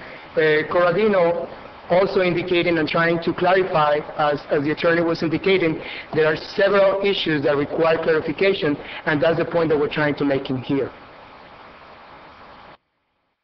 Anything else, Mr. Attorney? Not at this time. Okay. Any questions from the council? At this time, we'll take a vote, Madam Clerk. Councilman Shelley? Yes. Councilman Williams? Yes. Councilwoman Wallman? Yes. Vice Mayor Burgess? Yes. Councilwoman Fairclough McCormick? Yes. The motion carries. Next item, please. Yes, moving on to tab 13. Tab 13 is a resolution of the City of Homestead, Florida, approving a special exception requested by Star Aluminum Corporation to permit recycling and transfer facility uses on approximately 1.75 acres of land located at 175 Southwest 14th Avenue within the Southwest Planned Unit Development, the Southwest Planned Urban Neighborhood, as legally described in Exhibit A and providing for an effective date. Entertain a motion. I move it. Is there a second? There's been a second. Staff report, please. Yes, sir. We recommend that the mayor and council approve the attached resolution allowing the special exception to permit a recycling transfer facility located at 175 Southwest 14th Avenue. As the attorney stated, the zoning for the property is the planned urban neighborhood in the Southwest District industrial subarea, which does permit recycling transfer facilities. Following the approval of the special exception, the applicant is required and has proposed to mitigate any of the negative aesthetic impacts and noise impacts by constructing a concrete 8-foot wall around the 1 3/4 acre property. Further, the wall will be extended with landscaping to address the community aesthetics and discourage vandalism. Their special exception has met all the criteria defined in the code. Thank you. Any questions from the council? Mr. Shelley. Mr. Chair, one question for staff, and that is, normally under this, well, this is a new special exception process, but normally under the process, we have an applicant coming forward who would want to begin operation of the business within the city, and until they met the qualifications, the permit or would not be issued for them to begin operations. In this case, we have an operation that's already going. It's an ongoing operation, and so my only concern is that the requirement to build a wall, there's no time frame, and I just would like to make sure that we have a reasonable time frame so that they don't take 6 months or a year or something to that effect to actually erect the wall to be in compliance. So that's all I'm just looking to see, maybe put like a 30-day or I don't know what a reasonable time frame is to build a wall of that nature as part of this approval. think you can add a condition if you'd like to stipulate a time frame which they would then live up With to. the question, if I may, Mr. Shelley, with the permitting and all, what would be a reasonable time frame for all that to be done? And that, just so we're fair to the applicant, if that's what he wants to put on Yeah, there. I would think within 60 days you could be able to have, be up and going. Is that? Hello, for the record, Melissa Tapinas-Yawez, Burke Howard Down Fernandez, 200 South Biscayne Boulevard, representing the applicant. The applicant has engaged an engineer that prepared the conceptual plans that have been submitted. It's just a question of actually designing the wall, submitting for permits, getting actual proposals and bids, and moving forward with the construction work. So I would say within 60 days we will submit for permits, if that's, I think, reasonable. And then how long after that for the wall's actually completed, though? Because that's the thing, I don't want it to be a 6-month thing where... Well, it's just a matter of getting the permits and building it. I would say 90 days. It would be. I don't want to promise something that is not possible, but I would say that you can hold us to getting a permit and moving forward on that permit application expeditiously. So 120 days Well, that's a to little bit build long, it. I think, but 90 I could go for. Okay, we'll do our best. If not, we can come back before you for a status update and ask an extension. Okay, all right, thank you. Any other questions from the council? No questions. Anything else from the applicant? Yeah, you about to make this Mr. Williams, go ahead. We do have a presentation ready for you, if you'd like to hear it. We do have a favorable recommendation, a unanimous approval at Planning and Zoning Board. We even had members of the public come and speak in favor on the Planning and Zoning Board agenda, which is in your record. I'll be more than willing to make a full presentation for you, if that's your will. Is that what you'd like, Mr. Williams? No, Okay. no. I can comprehend and read. I've read all I need to read. Okay. Anybody from the public? Any comments from the public? Seeing none and hearing none, I'll close that. Any more comments from the council? Madam Clerk, vote, please. Excuse me, did you want to add the condition on the wall? Yes, I guess I need a motion to amend then, to add the condition of 90 days for the construction of the wall, completion of the wall. Second. There's a second. So, Madam Clerk, can we vote on the amendment, please? Councilman Shelley? Yes. Councilman Williams? Yes. Vice Mayor Burgess? Yes. Councilwoman Fairclough McCormick? Yes. Councilwoman Wallman? Yes. The motion carries. Now we need another vote for it. And as amended, please. Councilman Williams? Yes. Councilwoman Wallman? Yes. Vice Mayor Burgess? Yes. Councilwoman Fairclough McCormick? Yes. Councilman Shelley? Yes. The motion carries. Thank you. Thank you. Next item.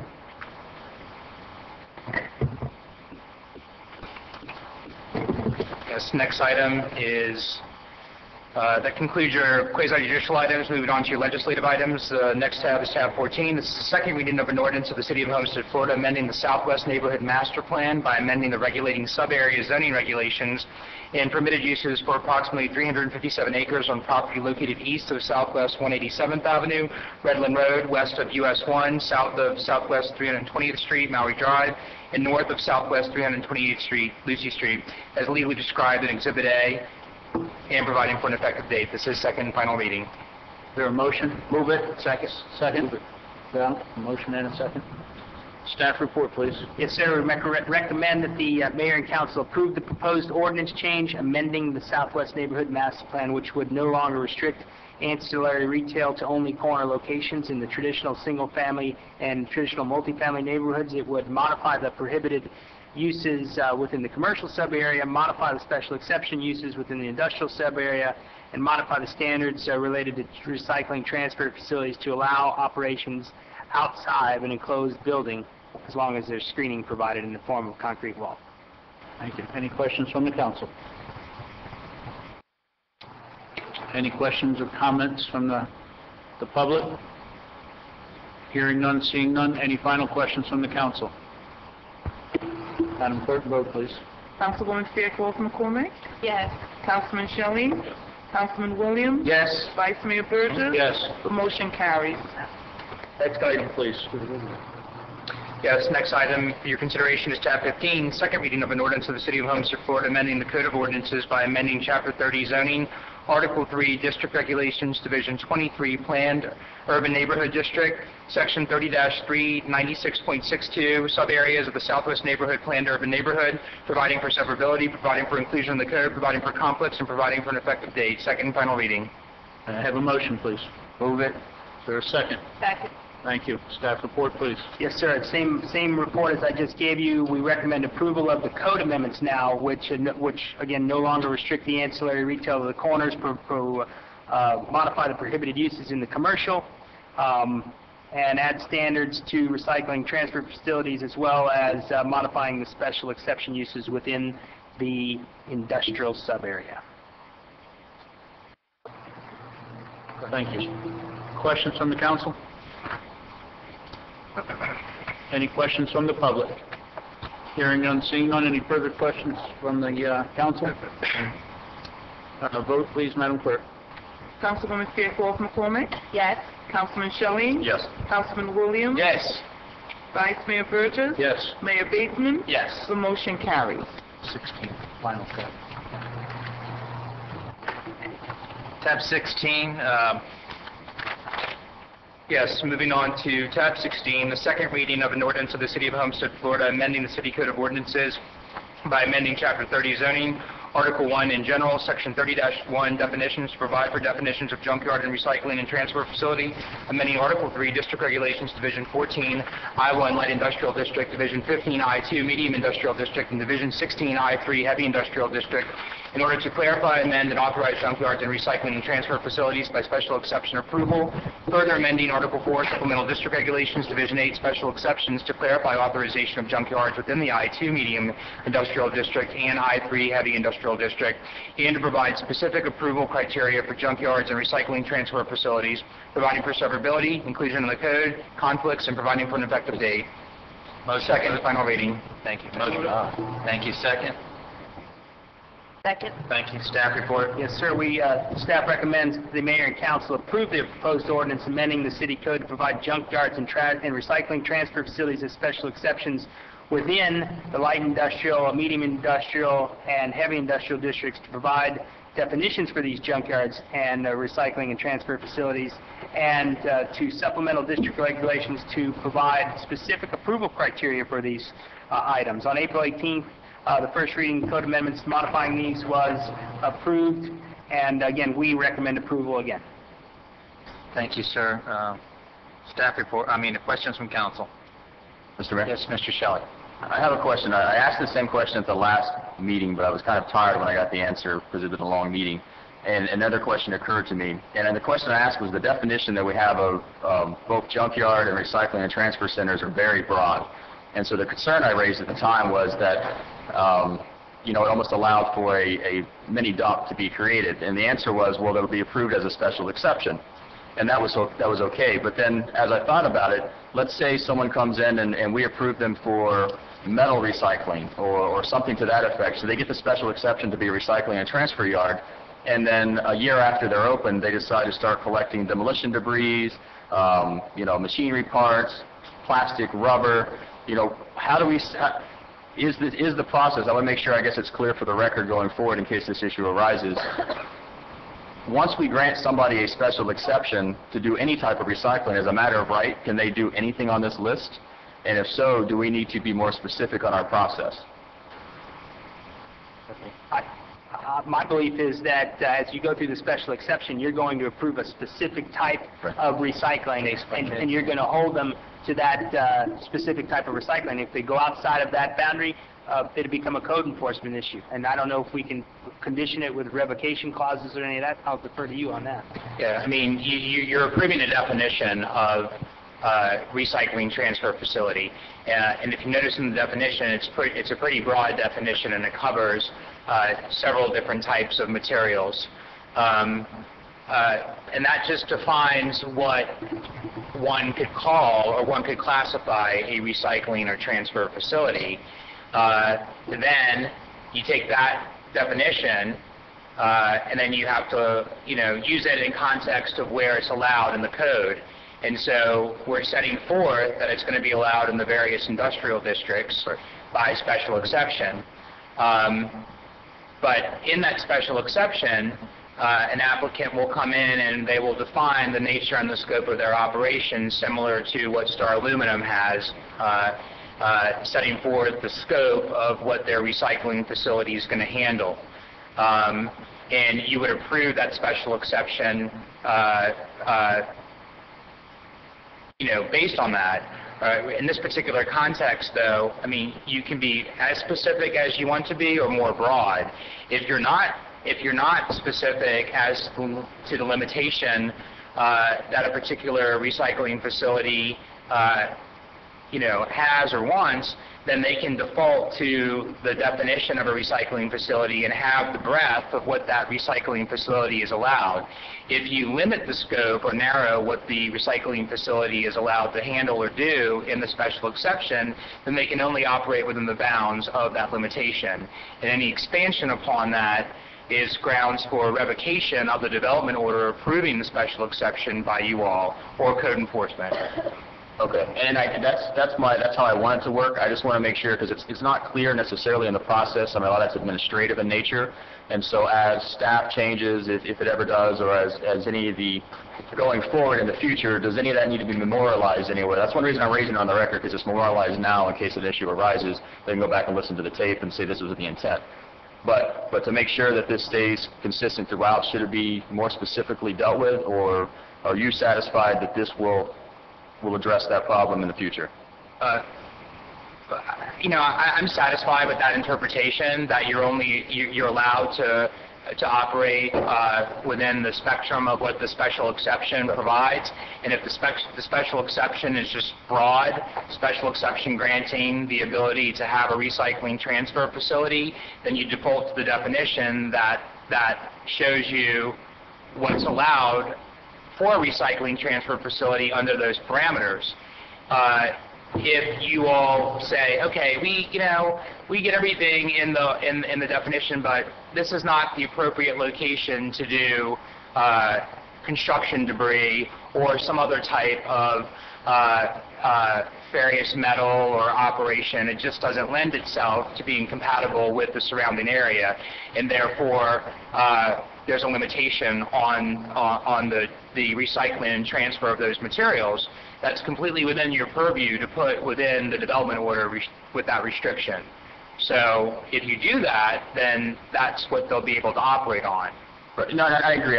The only thing I'm concerned about is that it requires, it's not an automatic. It's almost, if someone applies and staff doesn't catch it, or it's not specifically enumerated, they've applied for this and this is what we're limiting it to, and it just gets stamped going forward, chances are no one on the council at the time is going to know to ask to narrow it down, because they're not dealing with the whole statute.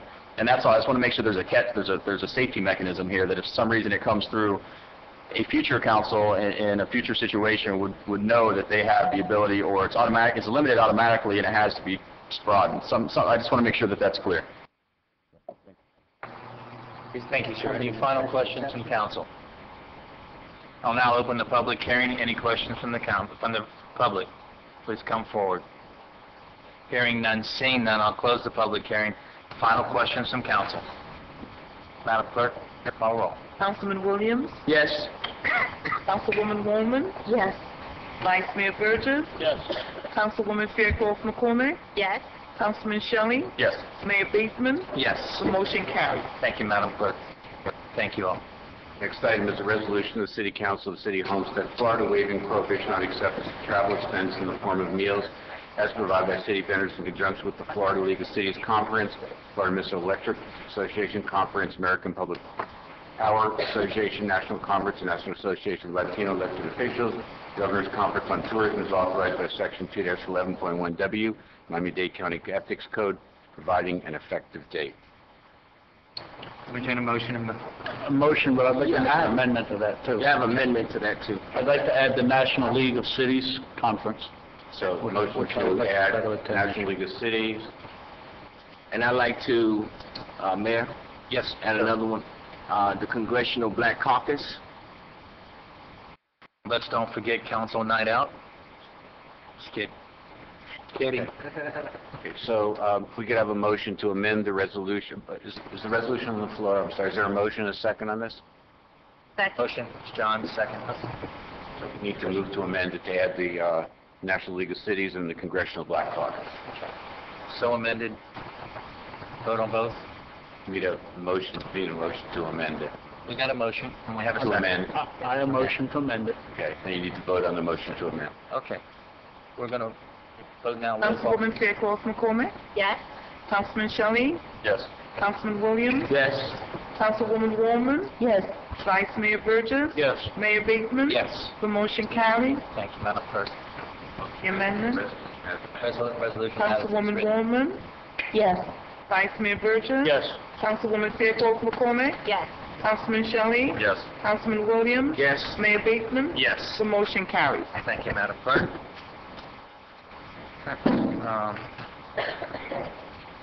What's 17? That's it. Business from the city manager? No? City attorney? No, sir. Councilwoman Fairclough McCormick. Yes, very briefly. Tomorrow, we will be hosting 62 second graders from West Homestead Elementary as a part of the KAPOW, Kids in the Power of Work program, where they will be coming here to visit the chambers and select city departments to learn authentic learning experiences about the worlds of work. I will be here to facilitate a developmentally appropriate lesson with those second grade students, and I invite my colleagues, if your schedule permits, to come tomorrow at 9:30, Anna, and we're going to have a great time in here at City Hall. And thank you for the role that you played in helping to bring this project to fruition. And next week, on May 22nd, the KAPOW program will be honoring the City of Homestead for the partnership with the KAPOW program at Jungle Island. I will be there to accept an award on behalf of the City of Homestead, Mayor and Council. And if you would like to join me, I would welcome your presence. Otherwise, I will accept it on your behalf.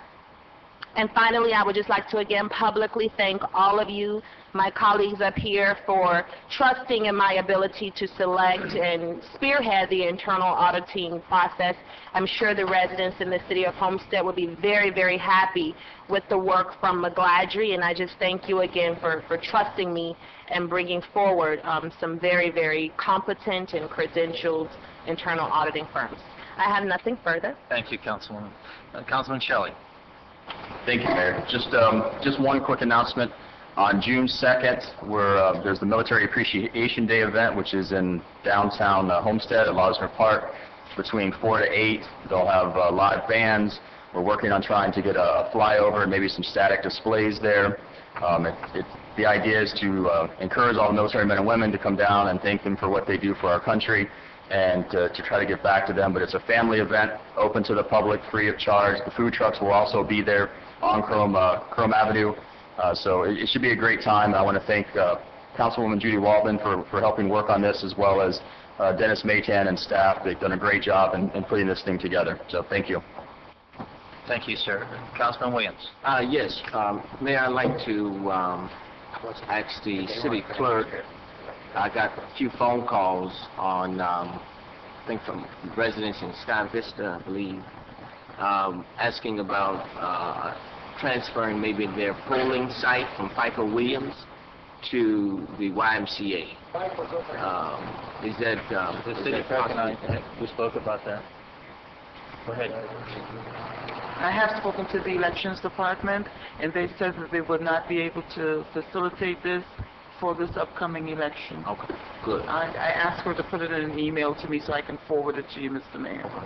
All right. Okay, thank you so much. That's it, Mayor. Okay, thank you, sir. Councilman Burgess, Vice Mayor Burgess. I'm sorry, Councilman Waldman. Sorry. Stating for that. I'm going to give half my report, and then my buddy over there, Dennis, is going to give the other half because my voice is gone. But since Captain Ray's in the audience, I wanted to personally thank him very, very much, because we've had a series of break-ins in the villages of Homestead, and he's in the community policing department, correct, Captain Ray? And with all the HOAs, and it just took one phone call, and within a matter of minutes, I had a full report, and there were 5 people arrested, And so I want to thank him publicly. Thank you very much. Job really well done, and I haven't heard of any more. So that's a good thing. That's a good thing. And I mentioned it to the manager today, but I have had calls. AT&T Uverse, our television station isn't on. So do you have a report, Jerry? Sorry to put you... Mayor, Vice Mayor, and Council, I apologize for that. We have had issues with the PEG unit, the Public Education and Government channel. We had power issues about 3 weeks ago. We've had to basically replace all the hardware. We got everything up and running on Monday morning, but the AT&T Uverse section was still not running, but we were able to repair that this morning, so it should be up and running. Okay, thank you. And apologize again. Tim Craig, could you please spread the word? So I know if I got the calls, you got the calls too. Also, and I mentioned this to Dennis, but I have to mention it at this meeting. Every time we've had some really downpours of rain, we had that water standing on North Canal and 6th Avenue there by the BJ's Corner, and I've seen so many kids and animals, and it's just, I can't imagine how contaminated it must be. So I don't know if we could pump it out or... Basically, that's rainwater, and actually me and Dennis were just talking about it this morning. We're going to put some pumps out there tomorrow, see if we can get a lot of water out of the wall. I think that once we get all that standing water gone, then, you know, it will relieve the situation for future rain events. So you're going to... It's not letting it... The rain event comes quickly, and it's not letting it time. Yeah, and it's been there so long that we actually have families of ducks living there, so they're going to be very upset when you disrupt them. Exactly. Next thing I just want to say is thank you, City Manager, that we'll have an air conditioner by the next council meeting. Thank you. I blame that air conditioner on this cold. And lastly that I'm going to mention is our Relay for Life is Friday night, and I really felt like I've let Mike hit down because I've been down with this cold, but we were on the phone most of the day today. I think it's going to come off really well. I'm disappointed. Right now, we only have one city team, and there's only 7 members of that city team, and Ann and I are one of them, or 2 of them. And so I'm hoping that even if you don't participate as a team, that if you're going to eat out Friday night, you'll come by Relay and buy your dinner from our city tent and support us. I will be giving a speech again. This particular relay is dedicated to Councilman Maldonado's wife, Lisette. And it's just very important that, you know, just because it's not important to you right now, I can guarantee you that sometime in your life you will have a family member who will have cancer. And that's an unfortunate thing to say, but it's the God's honest truth. So I beg you to come out and support those of us that have walked that walk. And it's just very important. Are we going to have a dunking booth? Do we know? If so, I've just signed the mayor up and... No, listen, I volunteered today. We'll be out there to do something, but Well, I'll think of something. No, there's 2 I've things got I would like to do. I will not be Elvis, and I will not be the dunking thing. How about Tom Cruise? No. In Rock of Ages with the long hair and you can sing. I like that. All right, got it. Okay, on stage. About 10 o'clock. All right. So, anyway, Dennis, will you take over since my voice is shot? My husband's been in heaven. He's been in bliss. Today's the first day I've been able to talk for 5 days. Good evening, Mayor, Vice Mayor, council members. We just have a couple announcements at Parks and Rec. The Parks and Rec Summer Camp, we started registration. It's going to be coming back for us this year at the Keys Gate that we worked out the room for them. So I just want to let everybody know that we already started our registration. You can go to the Parks and Rec Department at 350 Southeast 6th Avenue to go ahead and register your kids. The other one is the 25th of next week is the Sally Woods Memorial at 5:30 to 6:30. We really would like you guys to attend and be there and be a special moment. Thank you. Thank you. Thank you, Mayor. First, I'd like to thank the hospital. Myself and Councilman Shelley went over there and did shadow for a nurse last week, and it's a lot of work being a nurse, and it takes a special person. So I want to tell everybody that's in that field, thank you. I want to thank the hospital for allowing us to come out there and seeing what they do each and every day and all the good that they do for our community. So thank you to them. I recognize the teachers. I know we had an award for them earlier tonight, and it was Teacher Appreciation last week. So I know that we took care of our kindergarten teacher every day. She got more and more gifts. She was spoiled by the end of the week. So thank you to all the teachers that live in the community, and thank you for all the teachers that work in this community, because they too, like the nurses, have a very tough job that is all day, every day. So thank you to each and every teacher that we have. And Mayor, there's one thing that I've been thinking about for a long time that I'd like to just put out there for thought or conversation tonight is, as our meetings get longer and longer, they become more costly, not just to us, but to the people that are sitting here that might bring 3 or 4 traffic engineers and attorneys down here.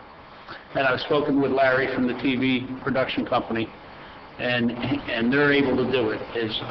And I kind of do something like the county does, where they start and have all their presentations and plaques prior to the official business starting, so that when our attorneys come down here, they know that they need to be here at 5:30, and they're going to start work at 5:30.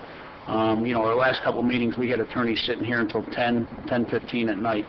So we've been, you know, and other people have their attorneys and experts here that they're paying. So I was just wondering if there's any consideration. I know that they're very important, all the awards that we give and recognition that we give to our citizens, and allowing people to come up and talk about special projects.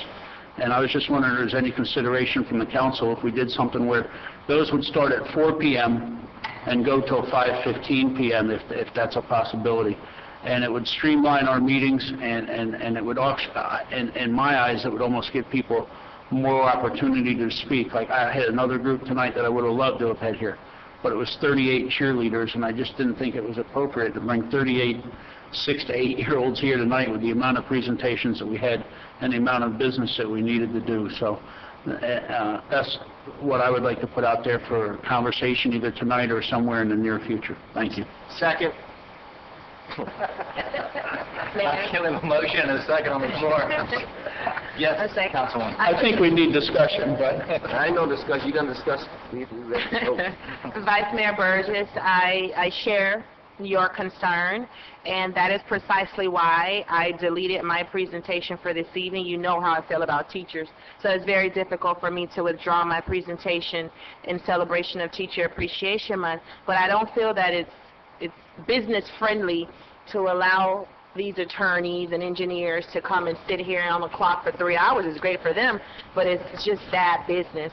So I feel that we need to be a bit sensitive to that, and I agree with starting the presentations earlier, although it will pose a hardship on me because of the distance that I travel, but I recognize this isn't about me. I'll make it happen, but I truly feel that we should start a little earlier so that we are accommodating these businesses. Mr. Mayor? Yes, just if I could add one quick thing, Mr. Shelley, before you start. We're not allowed to edit, if I understand it correctly. We cannot edit this meeting, so we could not stick the presentations into this because we're not allowed to edit this tape. Is that correct? Like, we couldn't film the presentations at 4 o'clock and then stick them into the council meeting, so they would have to be their own show on the TV system, correct? Because we're not allowed to edit. No, what you would do is you would preserve the original recordings, and that would be what the clerk would keep. But what you would show on TV on a continual basis would be the edited version. Okay. So that we would have one copy which would record what actually happened. Right. And then you would have you're free to edit that. Okay. That wasn't clear to me, so thank you for clearing that up. Procedurally, if you have an interest in doing this, the order of the business of the meetings is contained in our procedural resolution. So if there's any interest in doing that, we would just have to draft a little amendment to that resolution that would, if you want to change any in the procedure that you're following. Mayor? Mr. Mayor, hold on. Yeah, I'd like to. Yeah, Mr. Mayor, I agree with the concept, because what's happening is we're having, an hour and a half or 2 hours of presentations before we start our actual meeting, and so there are a lot of dollars being wasted by our staff, but also by the applicants that show up with their attorneys, and so I agree with that. However, the only problem with starting at 4 is it's very early to be starting a meeting, and number 2 is that the purpose of having these presentations is so that, the council is here and it's a special time and it's an educational thing. And so for me, what I would recommend is moving it to the back end. And we still start our meetings exactly at 5:30 because we started them early. We used to start at 7, so they're starting at 5:30. We start right away, and that way everybody that's got our staff and any applicants that here won't be paying any extra time at the end of our business. Then underneath our normal talking time, we could have our presentations if we choose to. Staff can go home, the applicants can leave, but it keeps the continuity and the specialness of the presentations at the end. That would be my recommendation. Second. Mayor? Mayor, please. Discussion? Yes, Please. Ms. Wallen. Mr. Shelley, with all due respect, and I love you dearly, but as a mother, I know that you get these little ones waiting until 7:30, 8 o'clock when it's a school night, or later when they have homework and everything else. But I was going to suggest that, because we don't always have that many, when we cut our council meetings back to one meeting a month, that's when this developed. And I'm not complaining, I love one meeting a month, but we don't always have 8 or 10 presentations. Is there a possibility that the time certain could be determined when the final agenda is put forth? In other words, if you think it's going to take an hour, so we started at 4:30 instead of 4. Is that even a possibility? I agree completely doing it ahead of time, but I'm just thinking about that lapse time. But let's say we get finished at 4:45, then we're going to have to wait 45 minutes before we can start our council meeting. Does that make any sense? I'm just throwing it out there. First I heard about it, but it's a good idea. But if I may, the one thing I'm trying to set is, if we said from 4:30 to 5:25 would be it, and at 5:25 we're done and we start the official meeting. So, when we're writing the agenda, the staff, the clerk, whomever would have to be cognizant of what they're putting on there, and then we need to try to hold things to, say, a 5-minute time frame maximum. So that would allow for, 9 or 10 presentations in that 55 minutes, as long as we were diligent and told people or held ourselves to 5 minutes. Now, I understand when the FDOT comes down here, it's a little bit different. Mm-hmm. And some things like that we may need to have inside of the council meeting. And the mayor or whoever's making the recommendation to put things forward, I think, would say, I think this is a little more important than just a presentation time. I think that, and then it would be up to the mayor to determine if he agrees with that. Okay. Yes. I forgot one thing, I'm so sorry. I agree, but I think that it's very important that we keep our public comments and any FDOT or whatever in our council meeting. So like tonight, we had so many public comments. I think I timed it. It was like 25 minutes, 30 minutes that we had public comments. So that's what I meant with the presentations. They may not always take an hour and a half, because public comments takes up so much, and we don't want to get rid of that. That's in the meeting. So I agree with you. I think it's a great idea. I just think we have to work it out. But what do you think about moving the council meeting to 6 and have 1 hour of presentations, 5 to 6, and it gets done by 6, or it doesn't get called out? I canceled mine tonight, which wasn't even me. It was Antique Auto Club wanted to give all of the police explorers some type of gift tonight, and I asked could they roll it over because it was already 9 or 10 for next month. You can do it. You can do it 5 every to you 6 like. presentations. 6 the meeting starts. That may even help some of the individuals who have a trouble scrambling down here from Miami to do their actual quasi-judicial issues. We used to start at 7. Yeah. Mayor, Get home at midnight. Yes, sir. is there any reason that it has to be on a council night? Is it, let me ask this question. Will the presentation still be recorded? Is that what we're... They would still record the presentations? Because I was leading to, I didn't know if they would still be recorded if we moved them, or set them at a different hour. Is that what you're, John, since you talked about this, brought it up, when you're talking with Haven't spoken to the TV production foreman. They get here generally between 2 and 3 o'clock and they're set up, ready to go. So he said any time after that is not a problem for them to start doing whatever is necessary for them to record or make whatever adjustments they need to their schedule. So it seems to me that it seems what they have told me is that yes, we could be recorded, and perhaps the gentleman, if he shakes his head, he had told me, I believe, that they're here between 2 and 3, and they could be ready to go shortly thereafter, and he is nodding his head as he's back there doing the TV work for us tonight. So they would still be recorded, and we could give them a time and make it a certain time after, whatever we're comfortable with. The mayor's idea is a fine one with me, so whatever the majority of council would like to do. Mr. Mayor, just one.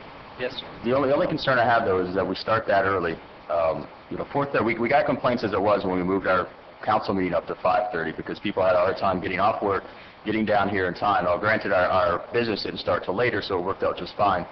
But at 4:30, that's very early for both us as council to get off our jobs to get here, as well as whoever we're presenting to or whoever's making the presentation. They work as well. So for them to get here, they're going to actually have to take off work now to maybe get an award. So I just think starting that early is tough. 5 o'clock might work. The 5 to 6 idea might be okay. But I just think getting too much earlier is very difficult for the whole process to take place.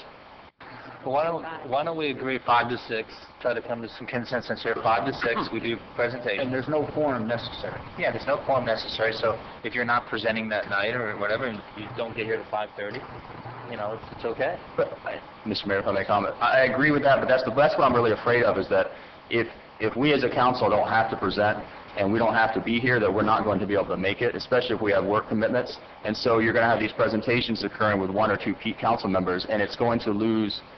It's no longer going to be that special award or proclamation because you're getting it from an empty crowd, no staff members, and maybe 2 council members. And so that's the concern that I have, is that you're going to destroy the process. So I have no problem with it. I agree with the concept. We just need to figure out the best way to accomplish it. Ma'am? I go with your 5 to 6, and I'll second that.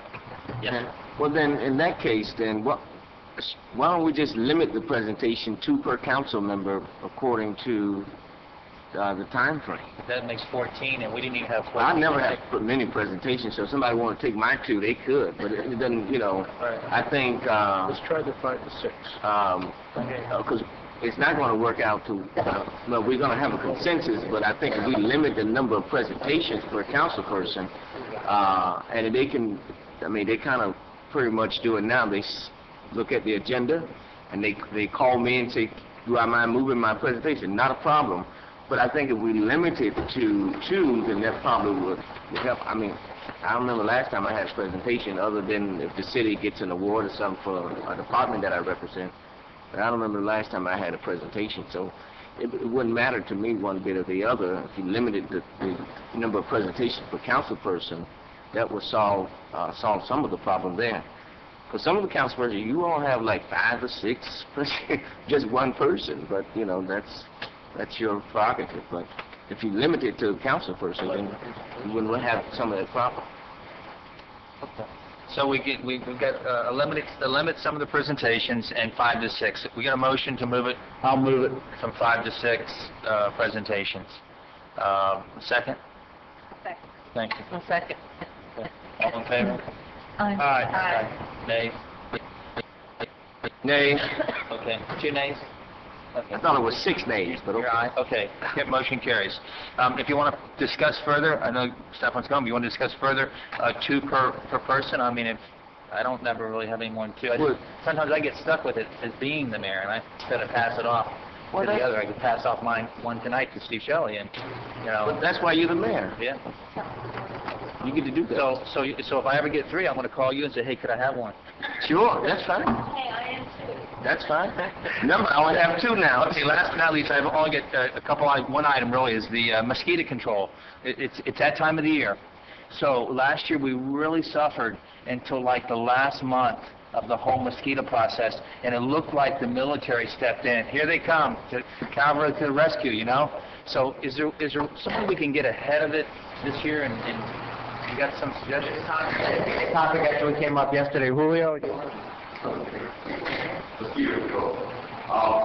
Mosquito control in the county is one of those items that every year they keep cutting more and more and more. We're noticing it down here. Actually, the assistant director of public works that I work for the city, she used to work at the department at the county and was always basically the budget kept being cut and cut and cut. And that's what happened was they almost, at the beginning we were good at totally, but they were able to save some funding, and what they did is they were able to secure a grant that allowed them to partner with the airport gates, and the airport gates were the ones that were doing the flyovers with the pesticide. It worked. Now, we're finding information, as a matter of fact, this morning we called the county to get their budget information to see where they're at in terms of mosquito control for this year. As soon as I get that, I'll forward it to everybody so that we all know exactly where we're at. And as a matter of fact, we were really calling this morning to tell them that we're really starting to see it, because last night some of the residents mentioned it, and it's a standing water. It's rainy season started this year earlier than usual, so it's something that we made them aware of it already. And they said they already knew, but still, it's good for us to keep calling. And I also encourage residents to call as well, because the more phone calls they get, the more priority they'll give those surge locations. So it's volume of calls. Usually when a city official calls, when we call, it's like, oh, you're just doing it because you want your city to be first in line. But when residents call, that's when they act. That's when they volume of calls. If you like to authorize a robocall, we can get that started. A robocall, I like that. Can we put that number on the TV?